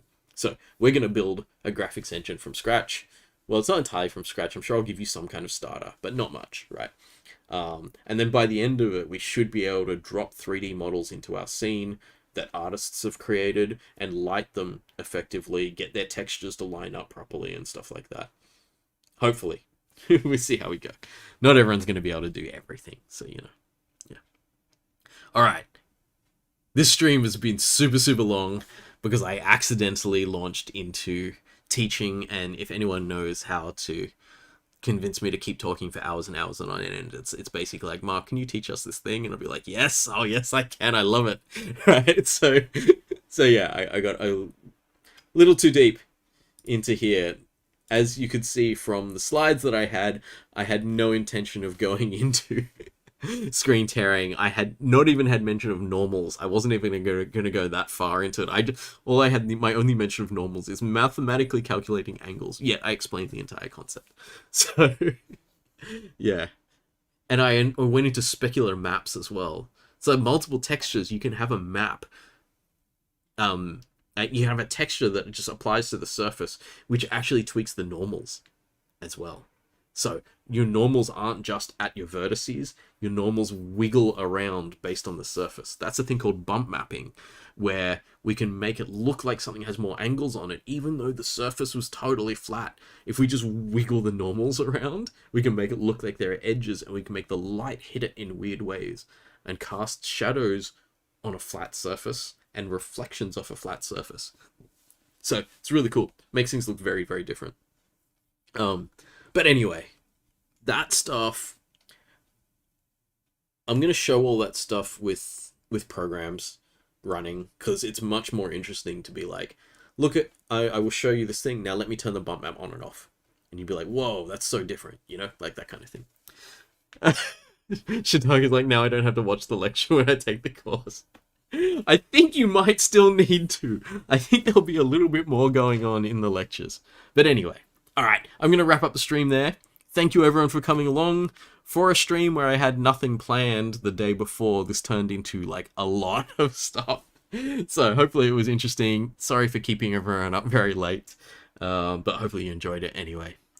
Alright, see you all soon. See you next Monday. I think Halogen and myself will probably both be on mic on next Monday. We're maybe looking at the survey from term 1 1511, but we'll see how we go. Only no pressure. We'll see if you can finish some data analysis on it by next week.